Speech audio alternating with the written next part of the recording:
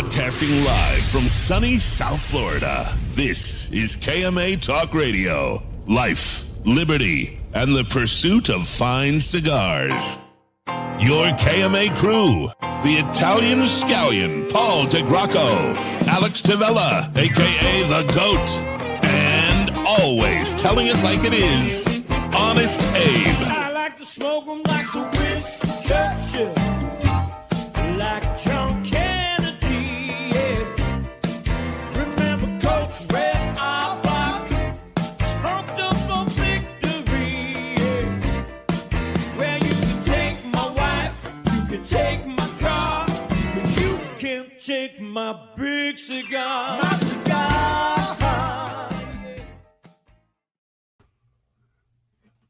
Oops, there we go. How's that? Good morning to all our loyal listeners, libertarians, and lovers of the leaf. I am your host of KMA Talk Radio this morning, broadcasting live from sunny South Florida, along with my gang, the Italian Scallion himself, Paul DeGracco. Hi. None other than the man they call the GOAT, Alex Tavella. All right, so what's the background you got going on this week?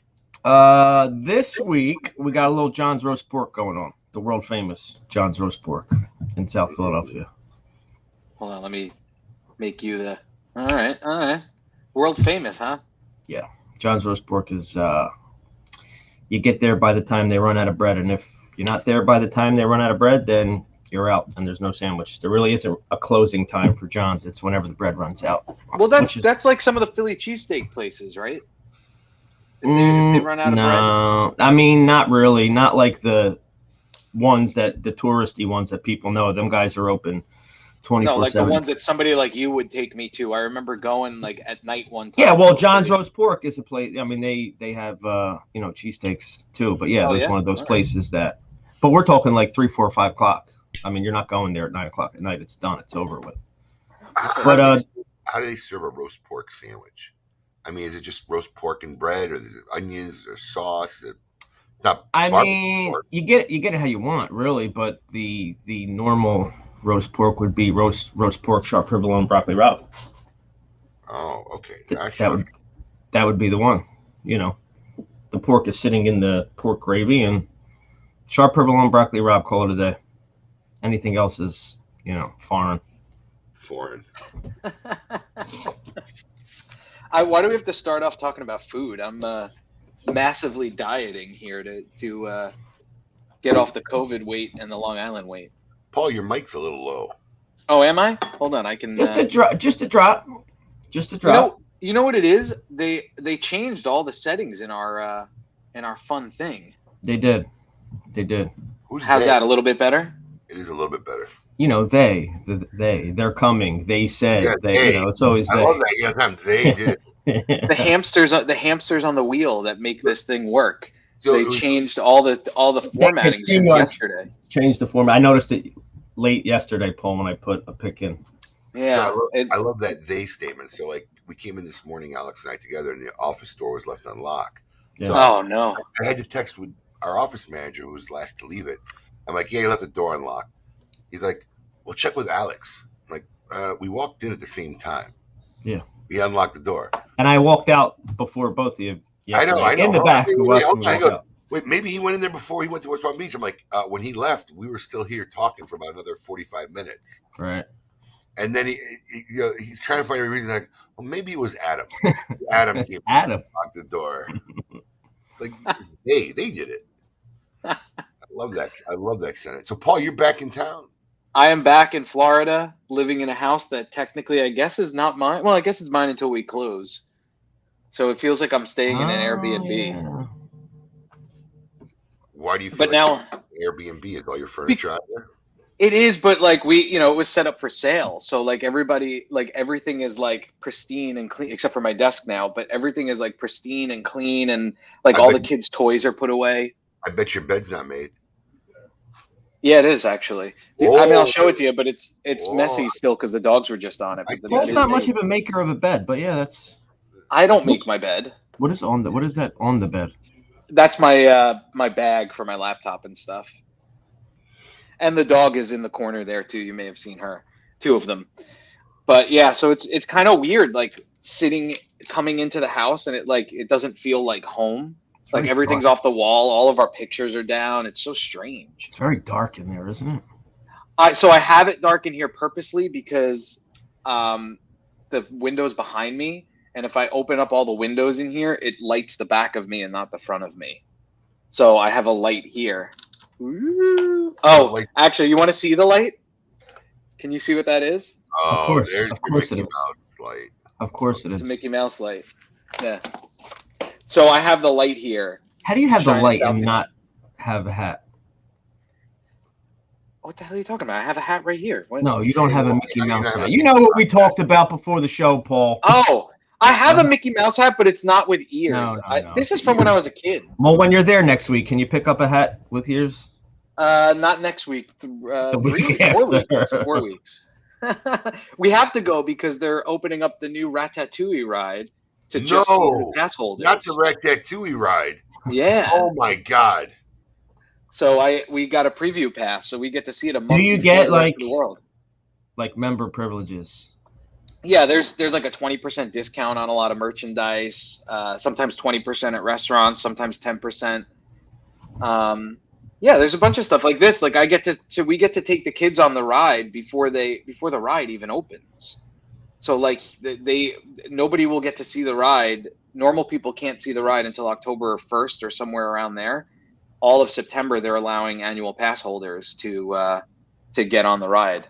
So you have to have a time to go and show up. But the Ratatouille ride? Yeah. What is the Ratatouille ride? Like, I mean, is the it movie just Ratatouille? Vaguely, kind of, yeah. But is it just like a roller coaster through like? No, it's not a roller coaster. It's a trackless ride system that goes through basically a warehouse, but they shrink you down to the size of Remy the rat, and you go through the kitchen, and you end up under the stove, and it lights up. There's one in Paris, and this is basically a replication of the ride in Paris because it's so popular there. So it's a roller coaster. It's not a roller coaster because it's not like a thrill ride. Like it's like an immersion ride, I guess you would call it. So it's like a tram car. Yeah, but it's not a tram though. It's like a trackless ride system. Like there's no track. You just the cars are all independent and they move around. And you know what? Until one goes head on into the oven. How do they? Oh, well, that does happen. Yeah, it's a fake oven that you end up under. I mean, it's fun. Listen. All right, maybe. Subject. Yeah, to each his own, right? Enough Ratatouille. I just want to remind all our listeners in 3 weeks, literally 3 weeks from now, KMA Talk Radio will be celebrating 10 years of broadcasting. That's right, 10 long years of Saturday mornings with our friends and our fans out there. Wow. We are going to be doing a special broadcast from the J.C. Newman factory in Tampa. Yes, they're putting a big to-do out there. You get like a little, like kind of breakfast with some mimosas and Bloody Marys or something like that, and then they're going to have, I think it can hold up to about 50 or 60 people. Then it includes like a little factory tour. Then there'll be a hospitality room and some little lunch afterwards. So it's going to be a nice little event. We're going to celebrate our 10 years. If you're in the Tampa area or want to head down to the Tampa area, I still believe they have tickets left. There's a link posted, I think, last week on our KMA Facebook page to an Eventbrite page where you can buy the tickets for the event through JC Newman. We hope to see many of you guys there. So I can't wait, man. The 28th, the broadcast will be on the 28th. Have you been there, Abe? Yes. I've never been. I've been outside of the factory before. Like I've been in that area, but I've never gone in. So I'm really excited. This would actually be my first factory. I've been there before and after the major remodeling. So what a job they did. I mean, now when we had Eric on not like a year or so ago, he told us that they have like those antique rolling machines. That's at the Tampa factory, right? Those are some of the machines that make some of the like the handmade binders and fillers. And I think when you see that, you're going to be like, wow. When you see a machine wrap a cigar.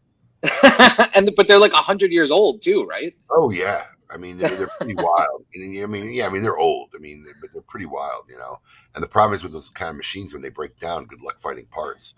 Right, right. We got to get somebody to manufacture a part. And it's brutal. So I mean, I don't know if those machines are still there after the remodel, but I know they were there. I've seen them there.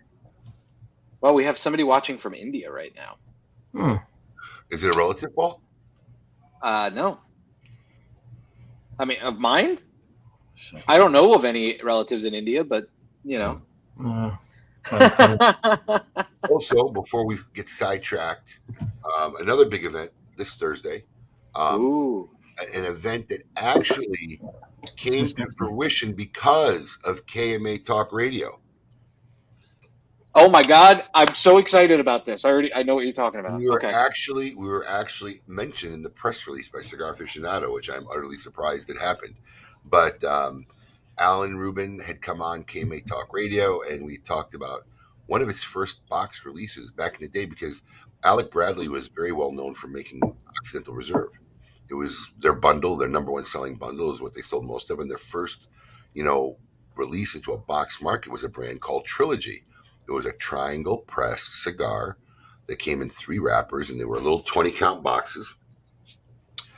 And I just talked to him about trying to bring it back. And then we had the 2 boys on, I think, later, Alec and Bradley, and they're like, we've been trying to talk Dad into doing it, and he won't do it. I said, I'd love to do a microblend. And I got on the phone and called him after that show, and he agreed to do it. And it kind of metamorphosized into not doing it just for us. Oh, yeah, well, you have that. I have this. Boom. Oh, you actually have it.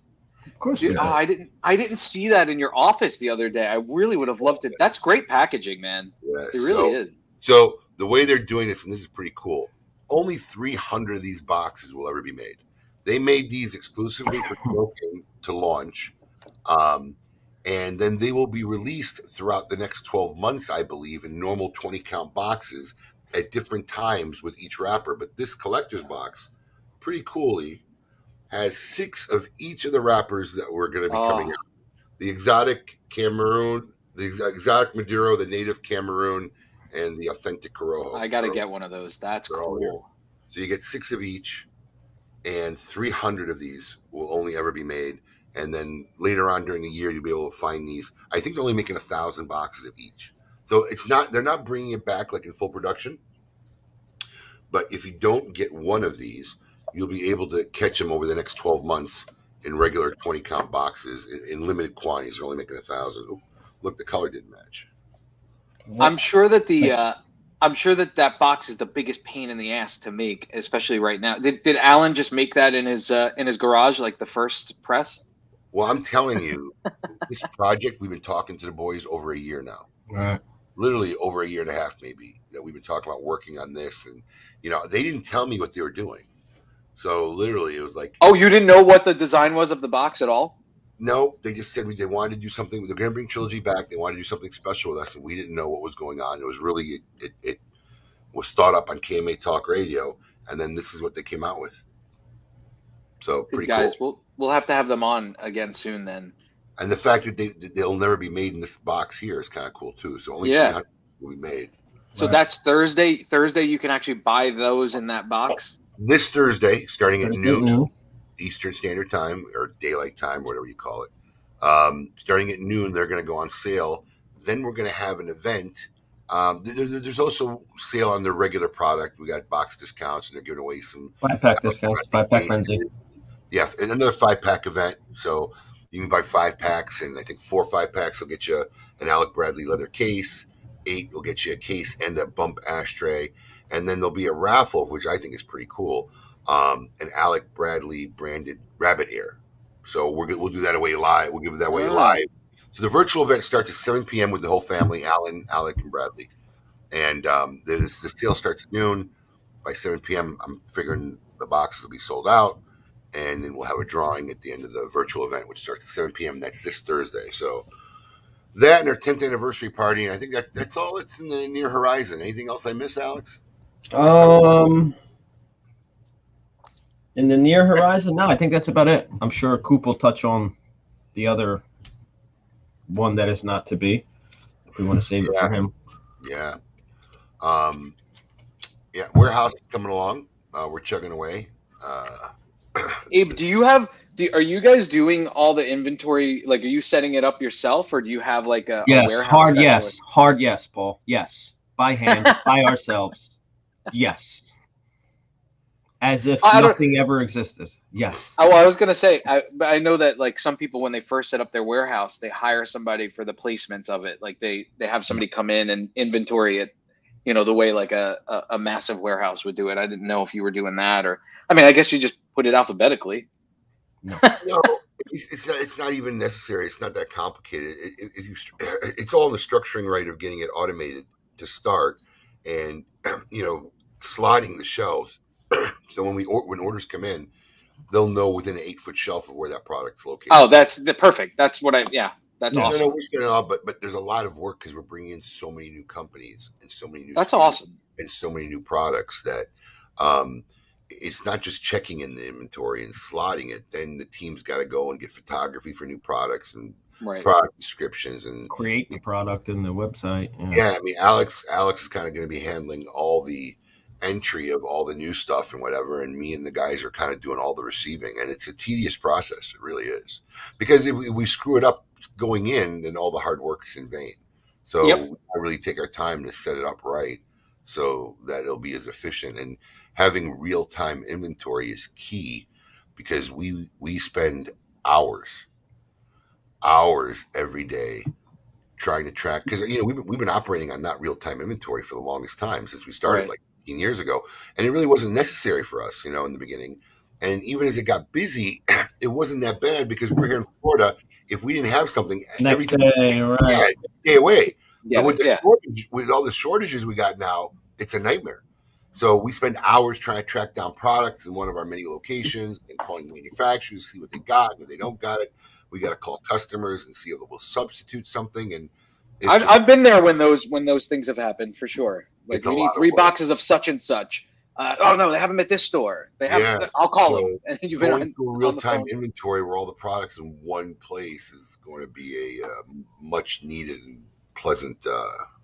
Oh my God, the shipping team's gonna make life so much easier for everybody. Everybody involved, even like guys like Briggs, who spends hours a day tracking stuff down and pulling. And he's stopping every manager at every location. Hey, do you have this? Go check and make sure it's on your shelf. And they're going multiple times a day to see if they got something in stock. Right. Yeah, there you go. The price point, I can't remember off the top of my head. It was in a press release. That was posted. I may have it. I think it's like $159, $160 for the 18 cigars. The price point that was in the original press release was wrong. They priced it too high. They had to call Cigar Aficionado to change it. But I believe it's $159. Actually, I might have it here. So I know that the price per stick was wrong, and it says in their press release that $8.97 is the correct price per stick, I guess. Oh God, let me just pull it up. Yeah, I don't have the box. Give me a price second, I'll get you the price. You got real time inventory now. I mean, I think it's $159 a box. Yeah, they screwed up that whole press release. Yeah, at least we made it in. Yeah, I was shocked. I ain't gonna lie. I'm not gonna lie. Let's see here.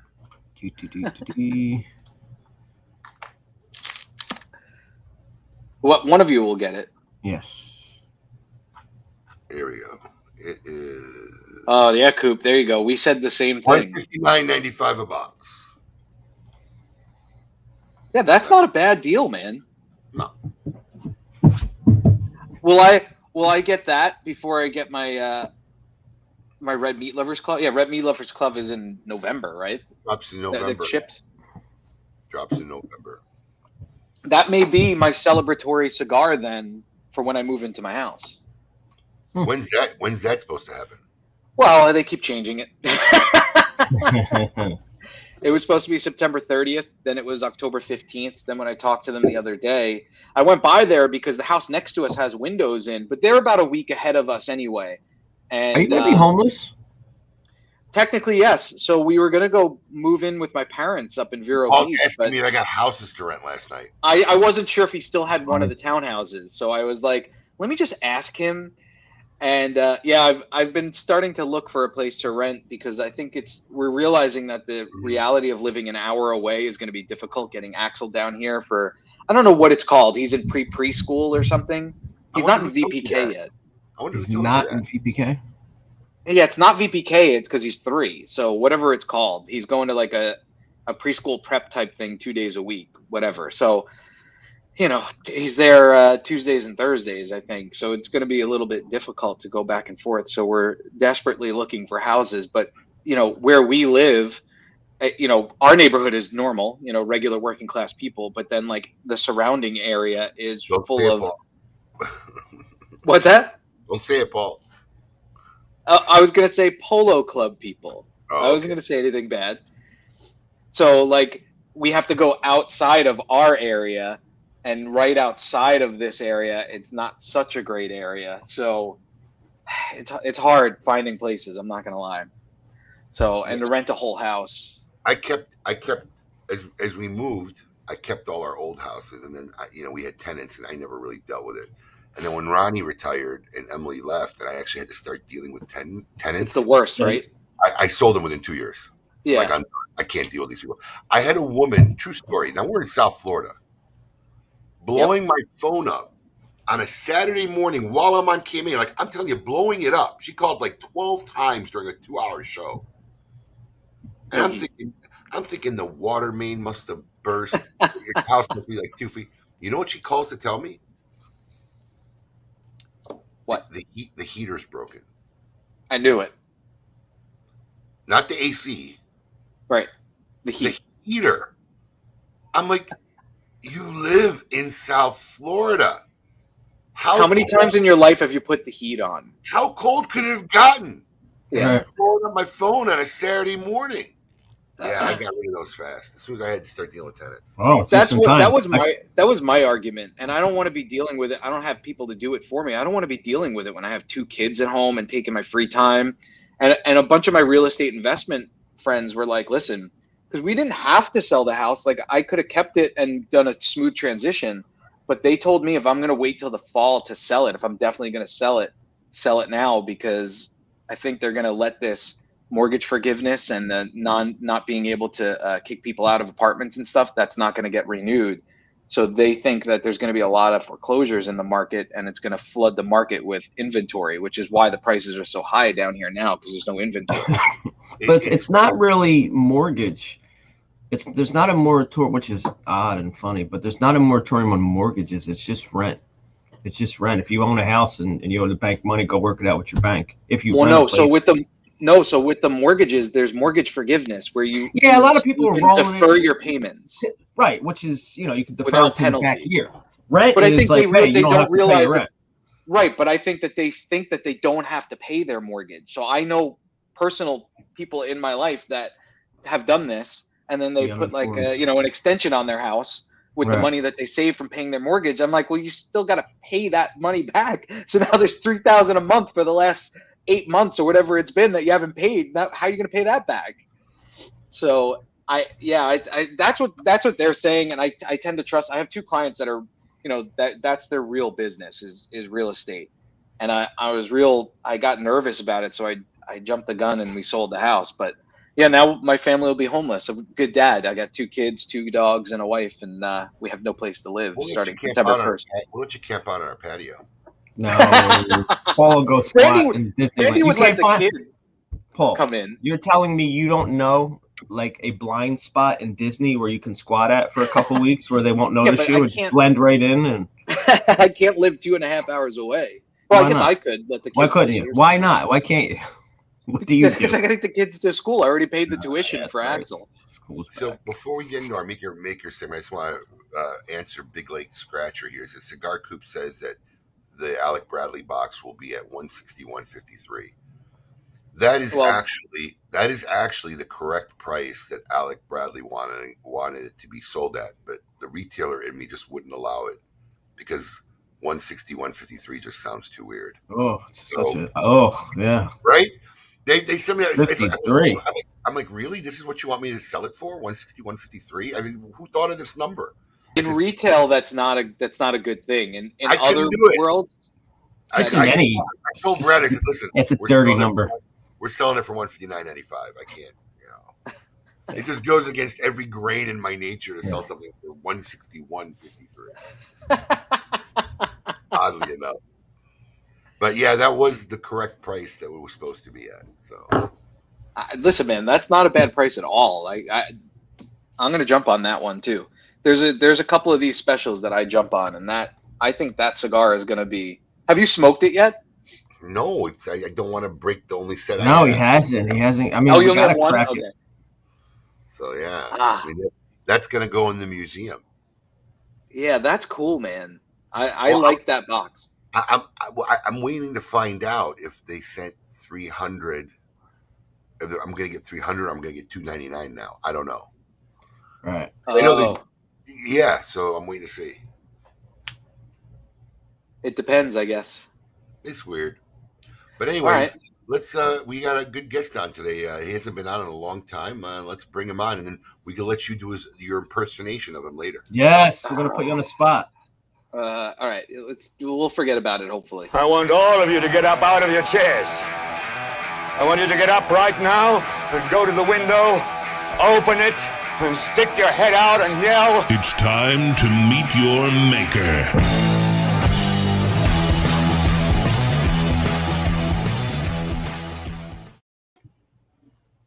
Broadcasting live from South Florida. There he is, Reinier Lorenzo from HVC Cigars. You've seen him all over social media. What's going on, man? We're doing great, buddy. Can't complain. Let me finish some stories here on Instagram quick. I'm ready for you guys. Let's go. That could be the most excited I've ever seen a guest. Yeah, that got me. It is like, ready to go. To me, it's like the other day people was like, hey, how's business going? And I was like, let me tell you something right now in the cigar world right now. If you are not selling cigars right now, this is not a business for you. You should open a bakery. You should open a croqueta place, but not cigars. It's been great. Crazy about it. How you guys doing over there? That's something that I would exactly say to somebody. You need to find another line of work. Yeah, this is the time. Really, if you're not making it now, you need to find another line of work. Really? Yeah, it is like. I mean, you watch on the show. You see, everybody was really excited about the show, and I see all my friends there. They did well there. I'm happy for them too. So, I mean, it's a really good time to be in the cigar business right now. I want to talk about that a little bit, and I know I'm going to go a little bit out of order, but we'll get back to your history. But you talked about the show. Now, this was your, and not a lot of people know this because a lot of people who are into your brand now and smoking your brand think you're a fairly new brand. You've been around for 10 years. Right. You've been making cigars for 10 years, and you've seen what's happened with the show over 10 years. How was this show for you? Because you look very busy, at the show this year. But I mean, like, at the same time, you got to see how it's a really commitment, a really, like, hard working. Because you see HVC, people really start talking about HVC, like, I would like to say, like, 3 years ago. So when you see the history before 7 years, hey, it was me traveling out there, my brokers getting into jobs, pushing the cigar, and finally at some point you say, wow, something's going to happen, right? We have great cigars, great people out there supporting us, and it was a great show. It was great, best show ever for us. Wow, that's a testament right there. Best show ever for you. Now, was that the normal size of space that you've had in the past, or was that smaller than normal? Usually, in my first show, I usually have one booth. In the last 2 years, I got 2 spaces. And this one, it was quite weird because of the momentum in the industry. I said, you know what? Let's go back to one booth. But let me tell you something, like when the TPE started pushing malls for the tobacco business, right? Like premium cigars. I don't know if you guys been at the TPE. This year was my second TPE. You see the booth they set up for all the companies there?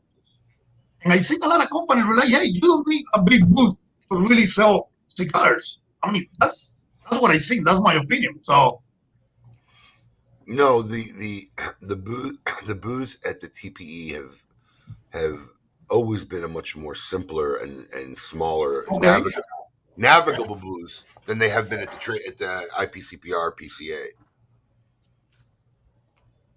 Is that just because that's the way they set it up, Abe? Because I've definitely seen pictures of that before. I mean, they almost all look very similar, right? It's like a similar setup. You have to understand, the TPE handles a lot of mass market, and most of the store guys going there are convenience stores, C stores, and there's just, I mean, I hate to say it like this, but there's not the same level of ego at that, right? You know, they're there really to do business, write up sales, do orders, and our show, our premium cigar industry show, is always has had a little tinge of ego in it and extravaganza in it. You know, it's really funny because Jim Colucci said to me many years ago, because Jim Colucci worked for Altus many years, 30 years, I think. He was the vice president of he worked mass market and then became vice president of premium sales. So he worked both sides, mass market and premium cigar sales. And, you know, one of the funniest things he said to me once, he's like, it's really mind boggling because the mass market completely shadows the amount of revenue generated by premium cigars, right? I mean, the dollars is just like unfathomable how much more money is made in mass market than premium cigars. And he's like, we don't do nothing for like our mass market customers. I mean, maybe a couple here and there are big distributors, but you know, but we go to these trade shows and we're taking these guys out for like $50,000 dinners, right? You know, $100,000 dinners, and half these guys spent like 10 grand with us last year. I mean, it's like he's like the psychology in the two different sides of the industry is like really off kilter sometimes. But I mean, you know, a lot of it's been tradition and how it's been done for decades. Well, like, I mean, I think in this way, like, in the end of the day, as a business, but think about if you go there, the PCA, right, and you spend like, I don't know, $1 million, right, and set up big booths, like, dinners, everybody, and like, hey, how much money you need to get back for that, right? So that's all my philosophy. I think it will be like 10 years, 20, in the end of the day, as a business. So I think it that way, right? Because I mean, I would be really disappointed myself like, if I go there, a small company like we are, and you try to impress, right, to consumers or to customers with a big booth, and he said, hey, and at the end of the day, when I come back to Miami and I saw my numbers, and I don't do my numbers, I say, well, things are not working out. Right? Lorenzo, let me ask you a question for a guy like you, your size. Because a lot of people think that it won't affect them at all, but I'm curious, for a guy of your size and where you're at, if there's no PCA show next year, do you think that hurts you? Not really. You really don't think so? Not really, because think about this. I hope the PCA keep going there, because actually my first big show when I started the business was the PCA back in the days. I think was Orlando, my first show. I think was 2017, I think, or 14, if I'm right. So that was at the Hilton. Exactly, correct. And I remember by the time I don't have even booths. And Eduardo Fernandez say, hey, bring a couple boxes to my booth and put it there. And when I saw that, I said, well, this is actually my first big show of cigars, know about the industry, learning about the industry. And I hope PCA is still there. I mean, for now, more 20 years. It's a great for us and for everybody. But think what happened about last year. It was not PCA and everybody did great. Right? I just would have assumed or presumed that for a guy of your size who maybe not have enough resources to get around the country, and especially now with the traction your company has, that a PCA show is very, very good for a company like yours. It is really good, but at the same point, you got to think in the way, hey, what happened whatever happened? I don't know. Okay, say, hey, there's no more PCA. Hey, we're still in the business. You got to keep going out there. You got to talk to brokers, you sell reps. Hey, we got to keep pushing the product. Me personally, I'm traveling all around the country to, represent the brand. So at the same time, hey, you got it, plan B, right? But at the end of the day, I hope PCA, TPE, it's been great for everybody. What really surprised me, the first time I was at the TPE, it was not a lot of people 2 years ago. And this year for the TPE, a lot of major companies were there. Well, I think this year is a little bit of an anomaly too. I think a lot of people are just dying to get out after a year and a half of being locked in. Any good reason to getting out and start getting somewhat back to normalcy was a plus. And unfortunately now it looks like we might start moving backwards again, but we'll talk about that a little bit later when we get coupon. And for the other part, for sales part, think about this way, like if the TPS in January, in the PCA in July, I think it's perfect for everybody. Right? Perfect for consumers getting new product, probably you won't get to say in March. And for the PCA, for everybody is great because people are going to get a new cigars or whatever in August. Wow. Because it's going to rain like crazy here right now in Miami. Yeah, we hear it. We hear it too. It's the thunder's coming. Yeah, it's coming. Wow. So think about that way. I think when you got a big show in January, and you got another big show in July, it's great. Yeah, I just don't know how many premium guys are going to continue to go to the TPE. I think the more people I've talked to, they kind of like, okay, I went. I don't know. I'm going to keep going. I've never went to the TPE. I actually happened to be in Vegas during the TPE just by coincidence this year, and I still didn't go. Everybody thought you were there because you were posting photos in Vegas. Yeah. Listen to me. I made one. I purposely didn't post anything while I was in Vegas, and I made one post just because I was at the Casa Fuente shop, and I wanted, just to show my love and support that I was there, and I stopped by, and that was it. And my PM started blowing up. Hey, come on by booth. Yeah, come see us. No, I'm not here. I'm not here for the TPE. So, Reinier, let's talk about your history because you have a pretty amazing history. So you were born in Cuba and you grew up on a farm in Havana City. Is that correct? No, in a farm? No. Well, that's what my producer wrote on the paper. So yeah, you were on okay, I born in Camagüey, right? Camagüey in Cuba is the biggest state known for cattle. Avocado? Did you say avocado? No, avocado. It's a cattle state. How do you say vacas? How do you say that? Vacas? Cattle? Like vacas. Cattle? It's a cattle state, like yeah, cattle. How do you say that in English? I don't know. How do you say that in English, right?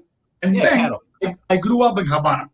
But I grew up in Havana. My family, from my dad's side, they are farmers.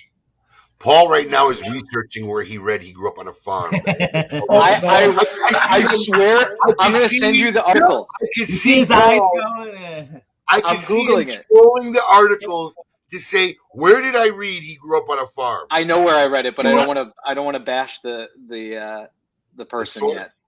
Yeah, the funny part is, like, when I hang out there doing the event, people can see my accent from Wisconsin. You guys know I grew up in Wisconsin, actually. That's I was. Hold on, wait.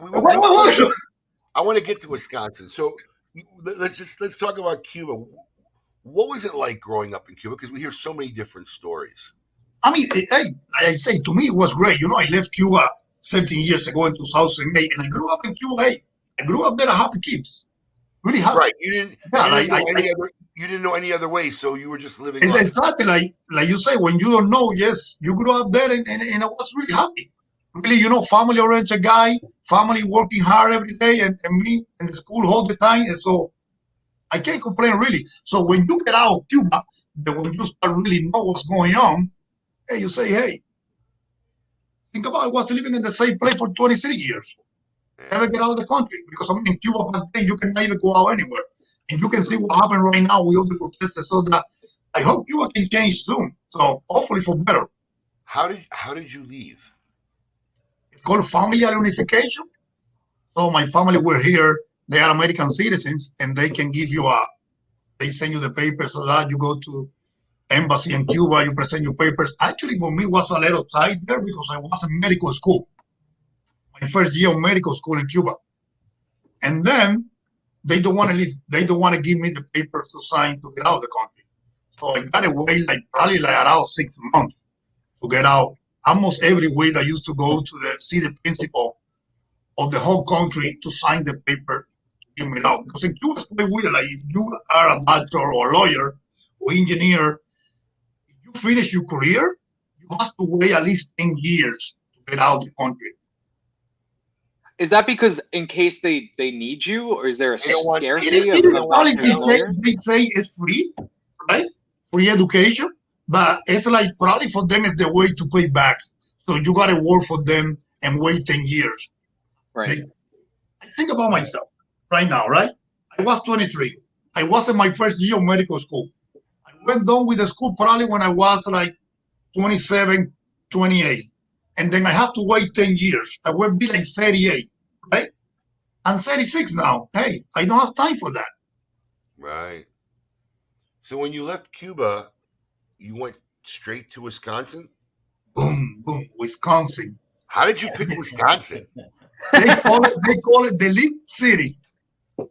Listen, what a great I've time. been to Wisconsin a few You know myself, a Cuban guy, 23 years old, not English at all. What the hell is going on with these guys? Actually, Did you have family there? How did you get Wisconsin? No, my family always stay here in Miami.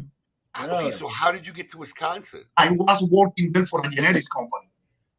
Okay, so you got a job. Yeah, I got a job there, and I was working there for 7 years. And you were doing veterinary genetics? Yes, correct. Genetics for animals. Animals, correct.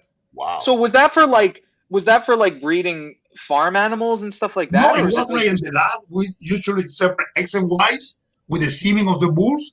And the last 3 years, I was working doing like embryos and vitro and this kind of stuff. So you worked with a lot of bull semen. Yes, correct. You're right. Boom, boom, boom.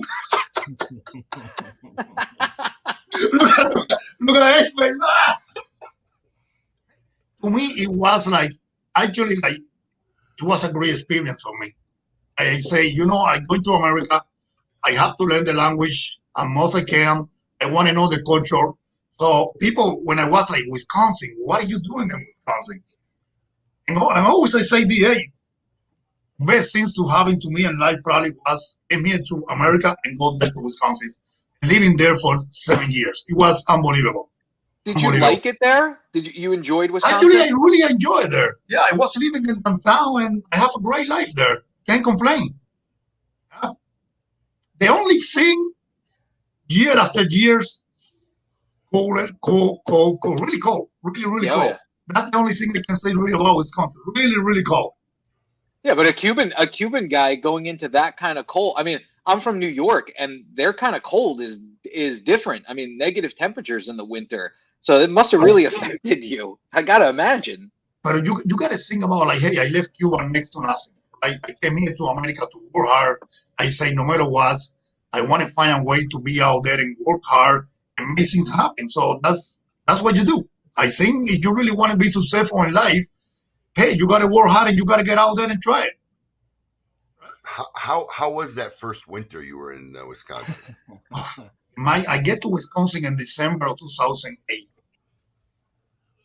I mind the first week you really enjoy it. You say, wow, first time saw snow in my life. It's so fun, it's happy. And then January, and then February, and then March, and then in June it's colder. June. It's like, whoa, this is something is happening right now here. When did the time change? Because I mean, I've been in New York. New York is not cold like Wisconsin. You're talking about like sometime Wisconsin. The funny part is that you are 75, right? 75 there, you happy, and then at night drop like 40. Right. I said, whoa, what's going on here? We were like 70s and now 40 at night. It's like, wow, really? Yeah, but that's Wisconsin. How many years did you spend there, Reinier? 7. 7. Do you feel like you're a Wisconsinite still, or no? I like it there in the summer times. Like I have a lot of friends there. Actually, yeah, they really say, hey, we love you anytime you come here. Actually, my first account in the business was in Wisconsin. Wisconsin for cigars, they don't have a lot of jobs. You have to drive like 45 minutes, hour and a half jobs there. But actually, that's when I started the business there. I was in Wisconsin. How much English did you speak before you went to Wisconsin? Not at all. Nothing. Not at all. Not Nothing. at all. Really. Nothing. It's interesting because you figure, look, let's be real. In Miami, you could have probably got away without ever learning the language. No, Yeah. But going to Wisconsin, you absolutely had to. To be honest with you, like I have friends here in Miami. Actually, they came here before me, and they don't speak any English at all. Right. Yeah. You didn't have to. You It's don't have simple as that. to learn it in Miami. Say it again, eh? Alex is right. In Miami, you don't have to learn it. You could Exactly, Miami. You you can just live your whole life without really ever learning English. Not so much in Wisconsin. No.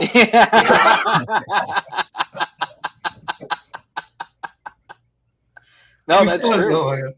I remember, you see the funny part, I remember me driving my Ford 2001 to the cigar shops, trying to sell my cigars, and people were like, Lorenzo, like, and I like your cigar, but I don't have idea what you're saying right now. I don't understand you. You imagine how difficult it was to me, like, into the shops, people don't know me, don't know anything about it, and me trying to sell the cigars, and then they say, what the hell with this guy? What are you talking about? I have no idea what he said. It was like, well, it was beautiful. To me, it's a beautiful thing what's happening right now. Do you still get that from customers? Yeah. People sometimes say, you Cuban, slow down. You gotta slow down. You're too fast. Slow down. You too fast. What do you say? So you're in Wisconsin. You end up coming to Miami. Like, how does the transition happen from working in genetics in the coldest part of the country to getting into cigars? I mean, I assume you were a cigar smoker. Actually, not at all. Usually no, because think about this. Like, I remember my first premium cigar. There was a party in Cuba, and they were passing out a box of Cuba Siglo VI. I think I was 18, 19. I never was really into cigars in Cuba. Never. And then I give a couple of puffs, and I say, wow, this is, Cuban cigar is not spicy. They are mild, medium, creamy, rich in flavor, right? Mm-hmm. That's why most people like really good Cuban cigars, because they are not harsh at all. I remember myself like, wow, this is quite different. When I left Cuba in 2008 and 2009, Eduardo invited me to go to Nicaragua. And that's when he showed me the whole process. Saganosa lives down there. That's really me when I get into tobacco. And I started the business in 2011. And me was in Wisconsin. Actually, my first cigar was called the HVC First Selection. Right now, we don't make that cigars anymore. It was me. My first client and all the business was Wisconsin, Illinois, and Michigan, because I was living there. So me driving all around, selling my cigars there in 2011. And at some point, the business started growing. In 2015, I made the decision, hey, this is it. This is what I want to do. And let's move to Miami, and let's do it full time. And we are now 6 years doing it full time. Wow. And actually, we opened our own distribution like a couple months ago. I was going to talk about that. I was going to bring it up later, but since you brought it up now, you had your distribution that was being done by Aganorsa, right? Yes, correct.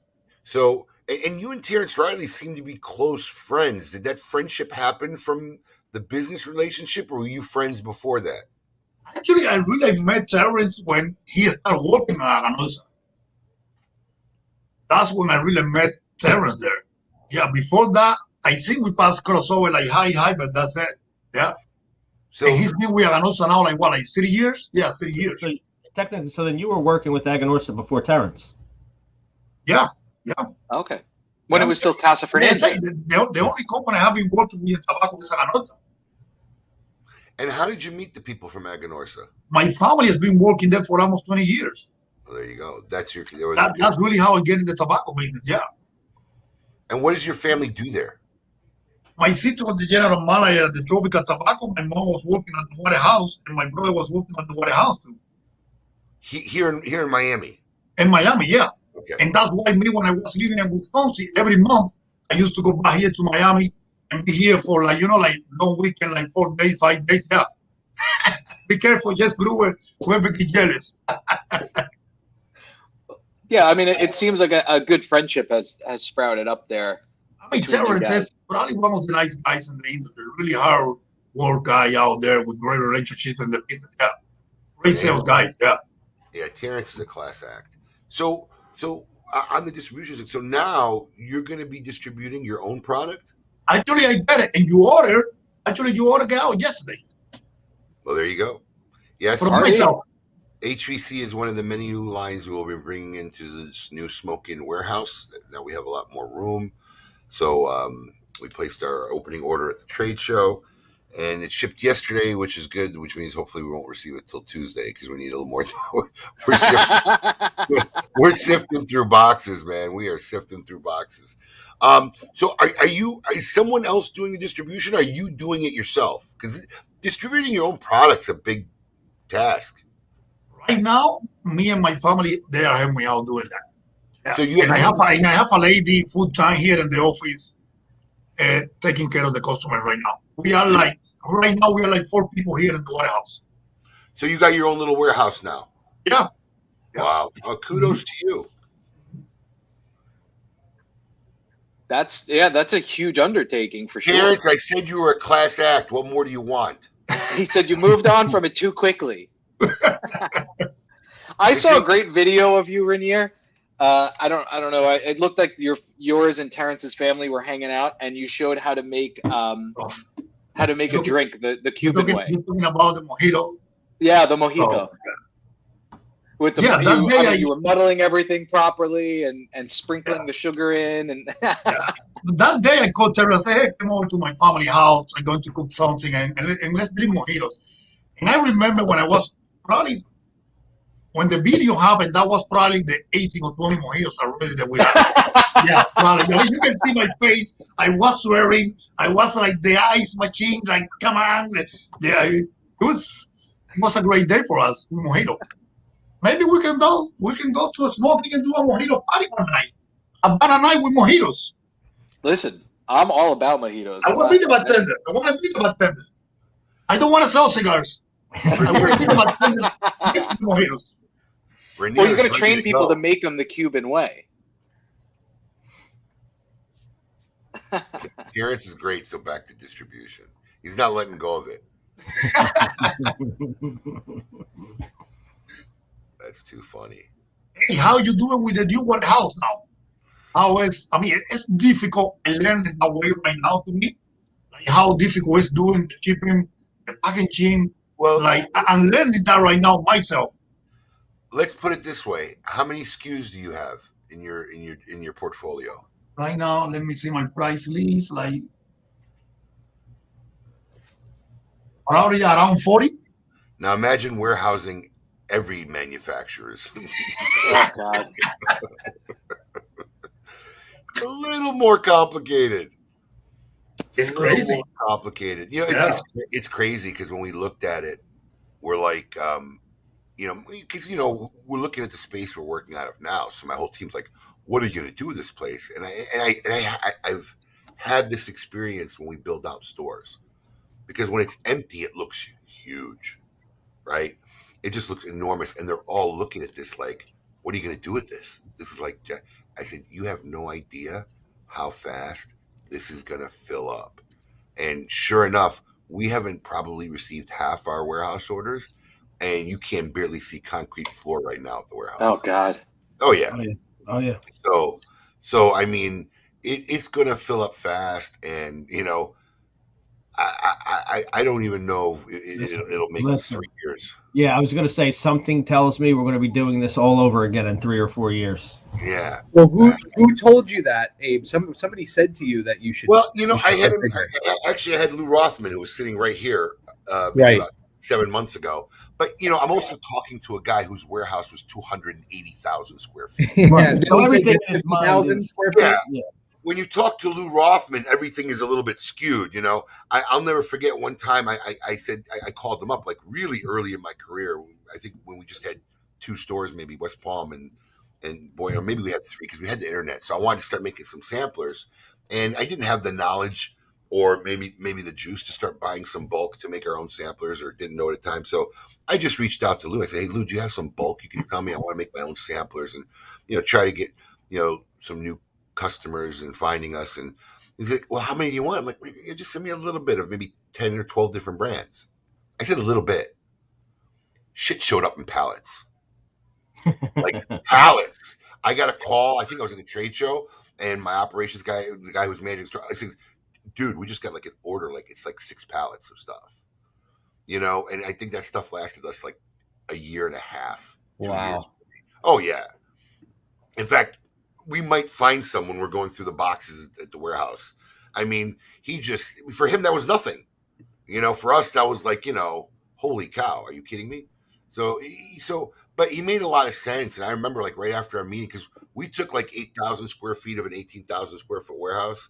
And I called to see if some of that remaining square footage was still available. I was just going to take it and just keep it just in case we need to grow. I was going to, they already built the wall. I was going to cut a hole into it, and it was gone.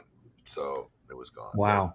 But either way, it will make it, you know, if we were able to handle what we were doing now, and especially without having real time inventory, we'll be able to breathe for at least a few years, and maybe like 3 to 5 years, we'll make a decision on what to do at that point, whether we take, because right now our plan was we were going to take all the marketing team and the web team and put them in the warehouse. We didn't.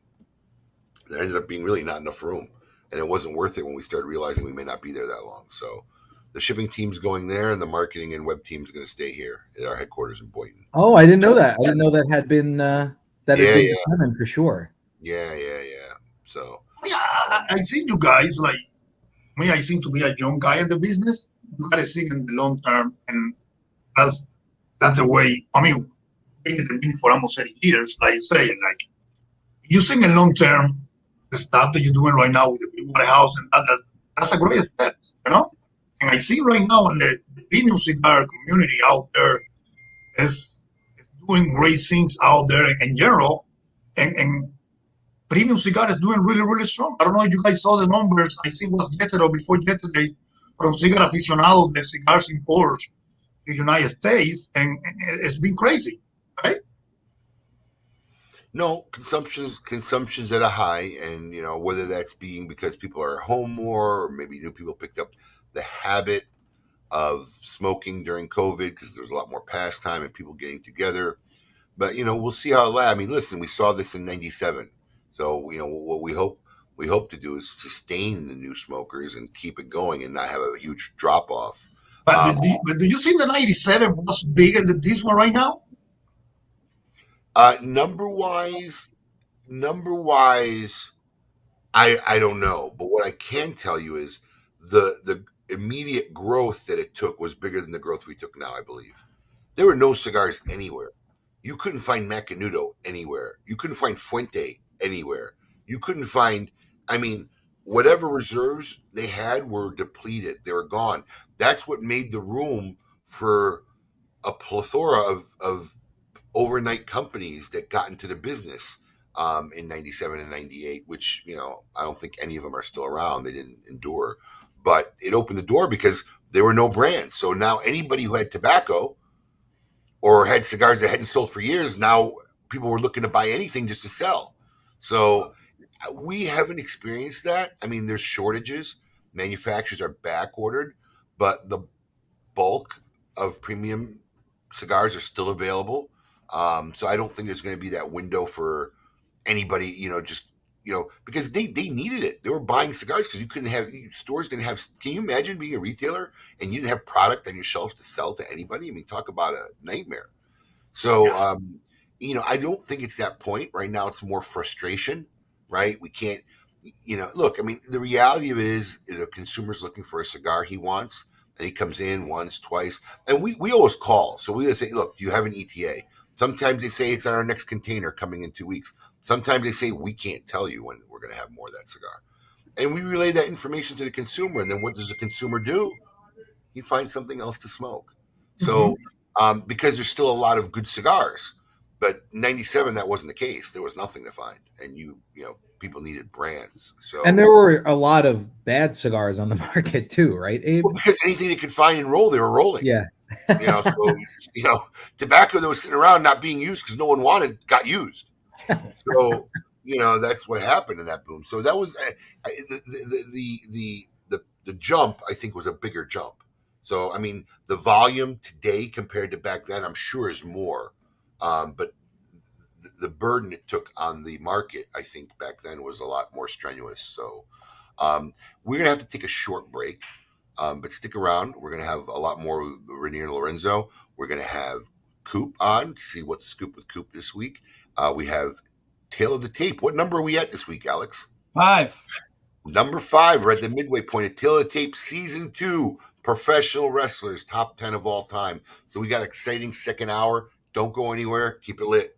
Surgeon General warning. Cigar smoking can cause cancers of the mouth and throat, even if you do not inhale. Without this rich and profound history, it only makes sense to showcase one of their popular cigars after Mr. Henry Clay. Receiving a top 10 spot in Cigar Aficionado's top 25 cigars, the Henry Clay Warhawk has top-notch construction while boasting with complex flavors. Cloaked in an Ecuadorian Connecticut shade wrapper with a Connecticut broadleaf binder and a Nicaraguan Criollo fillers, this medium to full-body smoke has flavor notes of toasted almonds, earth, and a peppery finish that pairs nicely with a lemonade. It is available in 3 sizes, Corona, Robusto, and Toro. If you're looking for a cigar that has an abundance of flavor and history, then this 95-rated Henry Clay Warhawk is the cigar for you. Surgeon General warning. Cigar smoking can cause cancers of the mouth and throat, even if you do not inhale.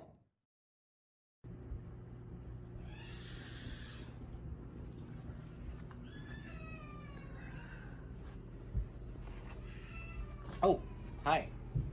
Staying at my brother-in-law's house. Me, the kids, and the dogs. But, it doesn't really matter where you are or to each his own with whatever you're surrounded by, because you can enjoy your favorite things wherever you go, like Bonner Private Wines. Now, this Malbec is an Argentinian Malbec that's almost as rare as this common Eider right here. You see, it's grown in a vineyard that is 8,950 feet in the air. It's part of a sampler pack that Bonner Private Wines offers KMA listeners. All you have to do is go to KMAWines.com and you can get a 3-bottle sampler for a great price. We give you a discount from KMA and they'll also discount the shipping for you. So check it out, KMAWines.com, and before the show starts up again, I'm going to talk to this very rare, beautiful specimen of a bird and finish up my Bonner Private Wines. Keep it lit. So we invest in our producer.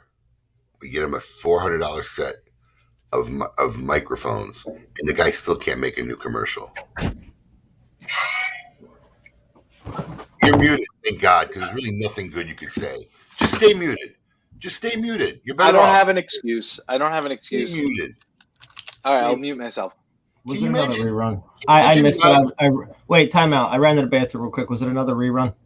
Bro, I just said we invest in him. We give him a $400 set of wireless mics, so the sound quality, and he can't even do the common courtesy to make a new commercial.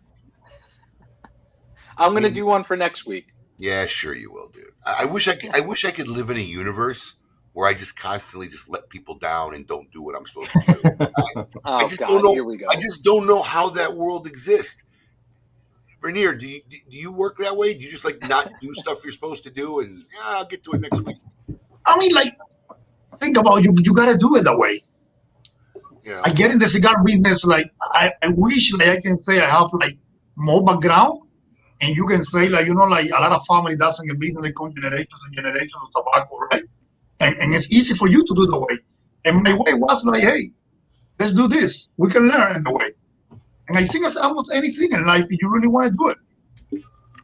Hey, Alex, let's just screw that big job that we're going to tackle at the warehouse Monday and just go to Disney. Yeah, I'll be in. Yeah, we'll, they got it. We'll go to Disney. Well, what else do we got to do? We got nothing to do. We'll do it next week. Yeah. I got nothing to say. Are you jealous of my lifestyle? I don't know what you're saying. Yeah. No, I got a great lifestyle, but you know what? I get shit done that I have to do. Listen, man, I got a full-time job. I have 2 out of 4 weeks is not even a hard request. You want 2 out of 4 weeks? Abe, forget every week make a new one. Just every other week make a new one. How about that? Is that not a reasonable request? That changes things. Abe, I got it. Tell me if I'm right. Him and Vinny exist in the same world. Yeah. Yeah, he's I love he's Vinny. a little bit of Vinny. Yeah, I'm on set. I'm at Disney. I'm, shooting a movie. I'm going to a wedding. I got a bridal shower to go to. I got MobCon to go to. Yeah, I got to go to MobCon. I'm going to a house at the beach right now after this, so for the whole week, we'll see how it's going there. I think when you plan something, you say maybe came out really good or maybe not. And a lot of times, I am the guy when I like to hang out. A lot of times I hang out to myself. I go to place myself, whatever in the world, and actually I had a really good time myself too. Like even cigars, like sometimes when I really enjoy cigars, by myself.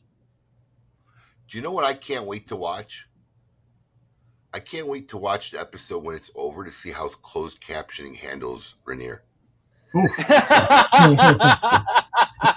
not fast enough. It'll be way behind. It's not fast enough. I just want to see what it says when he's That's talking. actually a great point. No, he's too fast for closed captioning.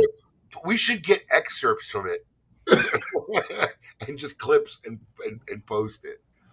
Reinier, we have a very special segment called As the Record Spins, sponsored by Avo Cigar, where our good friend Eddie Guerra has a special question just for you this week. Okay.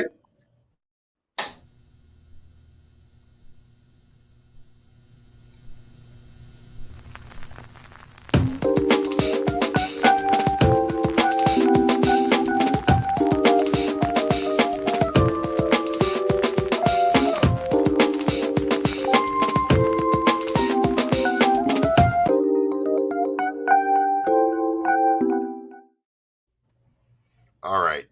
As the Record Spins by Avo Cigars, here's the question for you, Reinier. If you could have any career that you want other than the cigar business, and I'm also going to say genetics, because you already did that. If you could be in any career that you'd want, what career would it be and why? Probably would be I think it's a great question for almost anybody.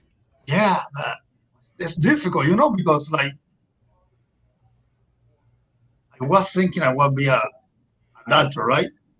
Teaching I went to for my first year. That would be a good career too.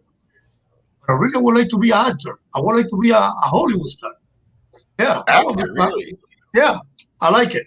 Yeah. Acting is really, really, really, really hard. I think people underestimate. I got some class in Cuba. I got some class in Cuba. Before I went to medical school, I got it for like almost a year and a half. So let me ask you something. Can you do like an accent, like an acting act? Like my kids always like will do like British or German. I wish, but you can see my voice. Like, what's going? I just said. I don't even know. It's like, my voice is not. It's not for that. While we're on the acting subject, that's a great segue into Paul's impression of Reinier. Oh yes. Oh yeah. Why not? Please. Look, I tell you something. Because if you smoke the hot cake in the morning, it's the best time to have the hot cake. Okay, man? That's the way to do it, okay? Have a mojito, have a hot cake. Loving life, man. Loving life. That's pretty good. Pretty good. Actually pretty good. Oh, he's got such a unique voice. I remember the first time we met you, Reinier, I hadn't spoken to you on the phone. We had just talked via text. And when you showed up, this young guy with that voice, we were like, whoa, what's going on here? Where's this guy coming from? Terrence Riley. Terrence is still hurt we didn't talk about how great of a guy he was longer. Oh, he doesn't like it? If Terrence has a better one, we can log him in. He can do a... He's the only one that gave you a low score. Everybody else said you nailed it. Wow. All right. Well, so we got Nicholas Antonio. Just want to throw this out there. Nicholas Antonio Jimenez is the most intelligent friend that I have on Facebook by far. Is he the one that told you to listen to all those podcasts? No, but he is everything he posts. He's a good writer, but he's a writer. I mean, he's a good writer. Yeah. He's good with his words and pretty fun. We wanted him to get on a special panel of KMA, but we couldn't get all the guests on. Skip didn't want to come on. Oh, I remember. We wanted to do a little KMA panel, and he was one of the guys I wanted on there. He's a really, he is an intelligent guy. So an actor, you'd want to be an actor. Yeah. All right. I get, let's just go around with this because I kind of like this question. Paul, what would you do?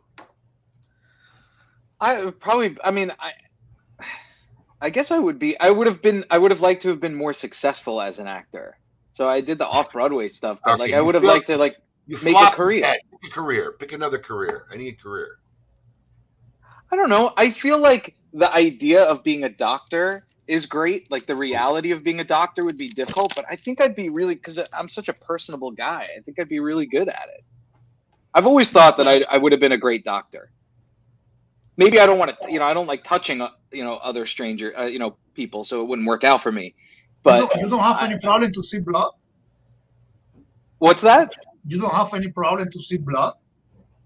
No, blood's not the issue. It's like, like if you have to look at some stranger's, like I'm sure not everybody that comes into your office as a doctor is, pleasant looking and or smelling.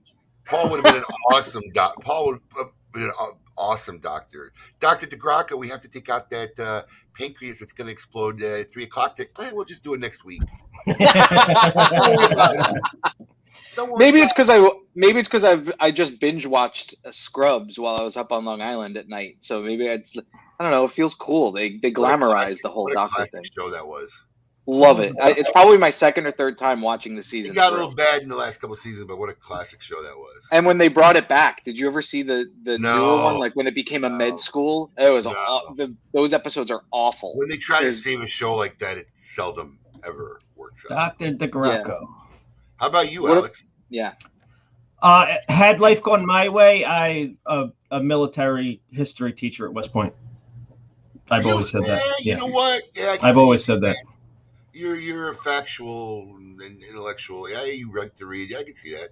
Military history, huh? Yeah. Interesting. Yeah. And what about you, Abe?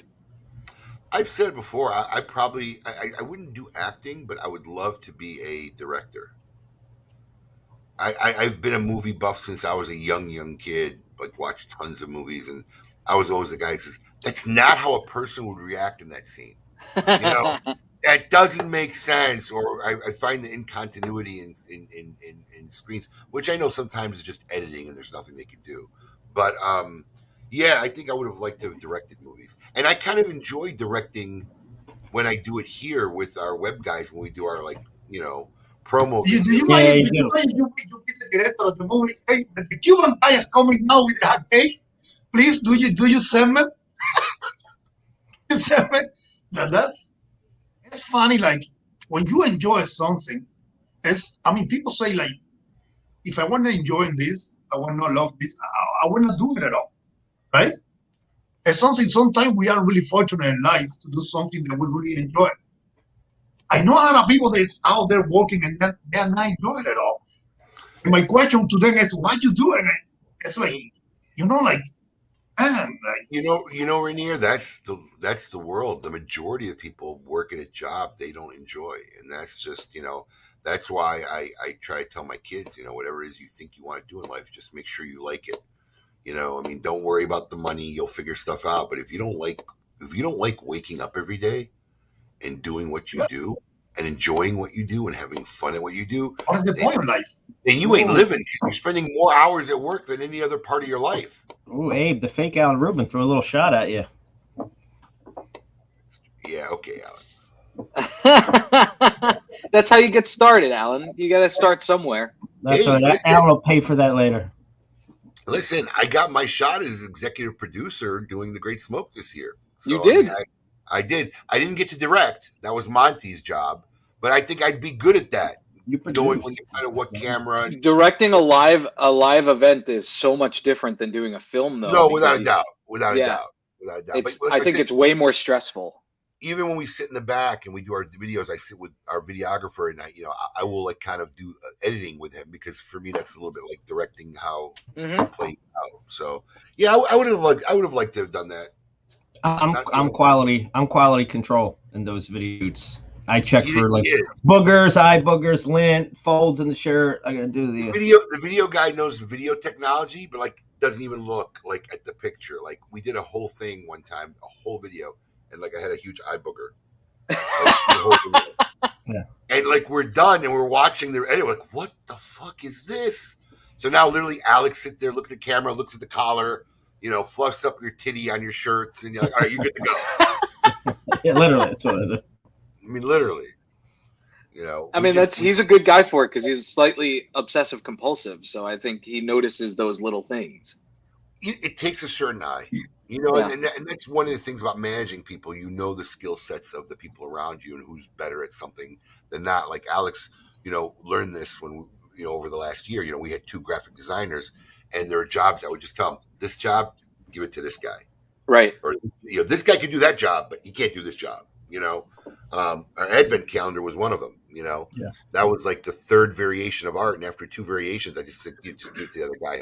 He'll nail it out right away. And we love the work he did, But you know what? I have always said that that's the mark of a great leader when they know, what the skill sets are of the people that work for them.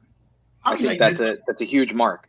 And the other part is you have to go with the professionals, the people that do that. Sometimes you as a person, you think you can do everything. And right. If you think that, you will be completely wrong. But that's why you have to go to the people that know how to do things.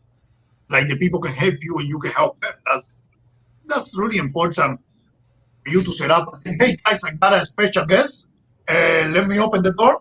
So when a guy introduce you. Is it going to be Jeff Groover or Terrence Riley? Well, Terrence, one or the other. One of them. One or the other. I'm going to say Groover. I think Terrence. I'm going to say Jeff Groover. If it's Groover, he's going to be in his hoodie. If anybody's a stalker, it's Groover. We just lost control of the show. He just left. It's all right. It's not like the show's ever under control. And if it's Groover, he's got a chair. It's totally unannounced Groover. I call him the gringo. Please, sit down. There he is. Holy cow, in the flesh. So we didn't talk about what a great guy he was enough, so he drove over. He I gotta be there, like, let's do it. I got 20 minutes. I say, come on, speed your car. I flew over here. The whole thing was really that, it wasn't the enthusiasm. It was like, oh yeah, he's a really great guy. So back to distribution. What else can we talk about? And I just, it hurt me a little. I'm there. I said it. Being honest. Jeez, man, Terrence is needier than I am, huh? Listen, he is needy. So listen, Terrence, if you could do us a favor, slide over a little bit more, and then no, the other way. No, the other way. Closer to Reinier. So as Reinier talks, will you be so kind to sign for us? For the rest of the show? That would be awesome.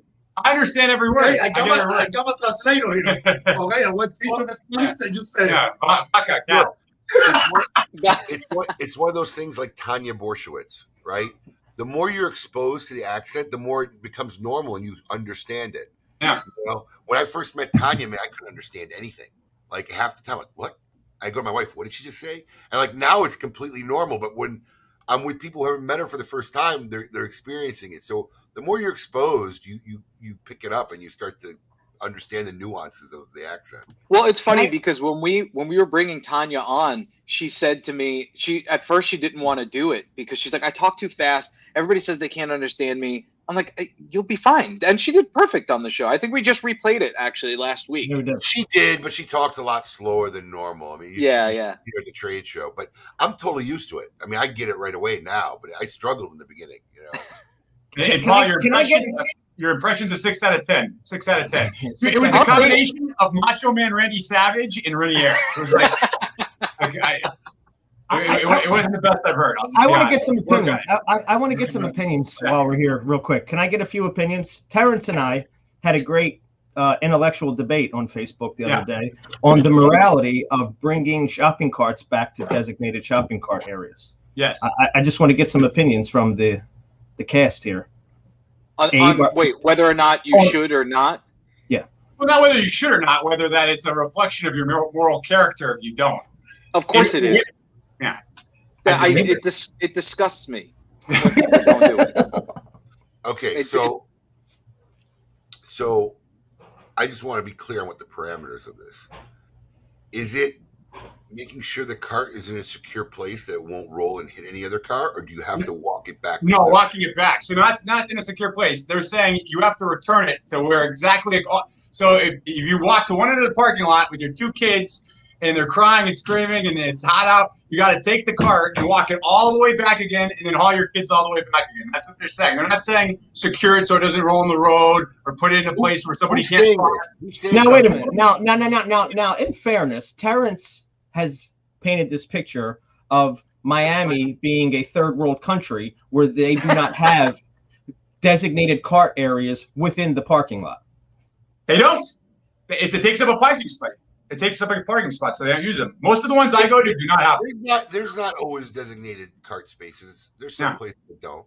If there is, I agree you should use them. That's that one we agree on. But if you have to go all the way back, that's ridiculous. But like, what I always make sure is I secure the cart. I never leave it in the thing. So secure the cart. If there's a mound of grass, I'll jack it up. Park it on the mound of grass. So you're not willing to just So you're not willing to just leave it in the middle of the parking spot and then I would never leave it in the middle of the parking spot. No, that's not the same thing. That's not what the debate was. Don't change. No, but I made that point. And I granted you the outliers of the elderly and the woman with 8 kids. I may not always the outliers, the average. All right, the average person.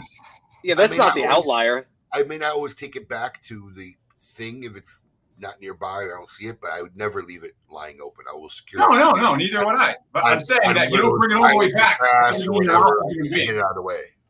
How did this conversation even come up? Started this debate? Fred Rui. Yeah, that's how it started. Wait, say that again, Alex. How did it start? Fred Rui just posted about. What was your sides of the argument? Who had what side? What was your positions? I was saying that it's not a moral character issue. That it's like if they put the return places out there, or they have somebody help you with your cart. It's an issue of function. It's not an issue of moral character, and that I don't think somebody that doesn't take the cart all the way back is inherently a horrible human being. That was my point. I was on the side of common courtesy to your fellow shopper is to return. Thank you, Alex. It's something that drives me nuts all the time with stuff like this. We live in a society, right? We've chosen to be a part of each other. Like, we're here. If you don't want to do things like that, we're chosen to be part of each other. You can move. You can move anywhere. You can move to the middle of Alaska and not have anybody around you. There's other people there. There's places to live. Isolated place. Get out of here. You can. You have that choice. You're part of a society. You got to do things for your fellow man. Terrible analogy. Terrence's argument was that 3 out of 10. This was that is an arbitrary. If the words I want to say he said was an arbitrary social dogma that that sounds like Terrence.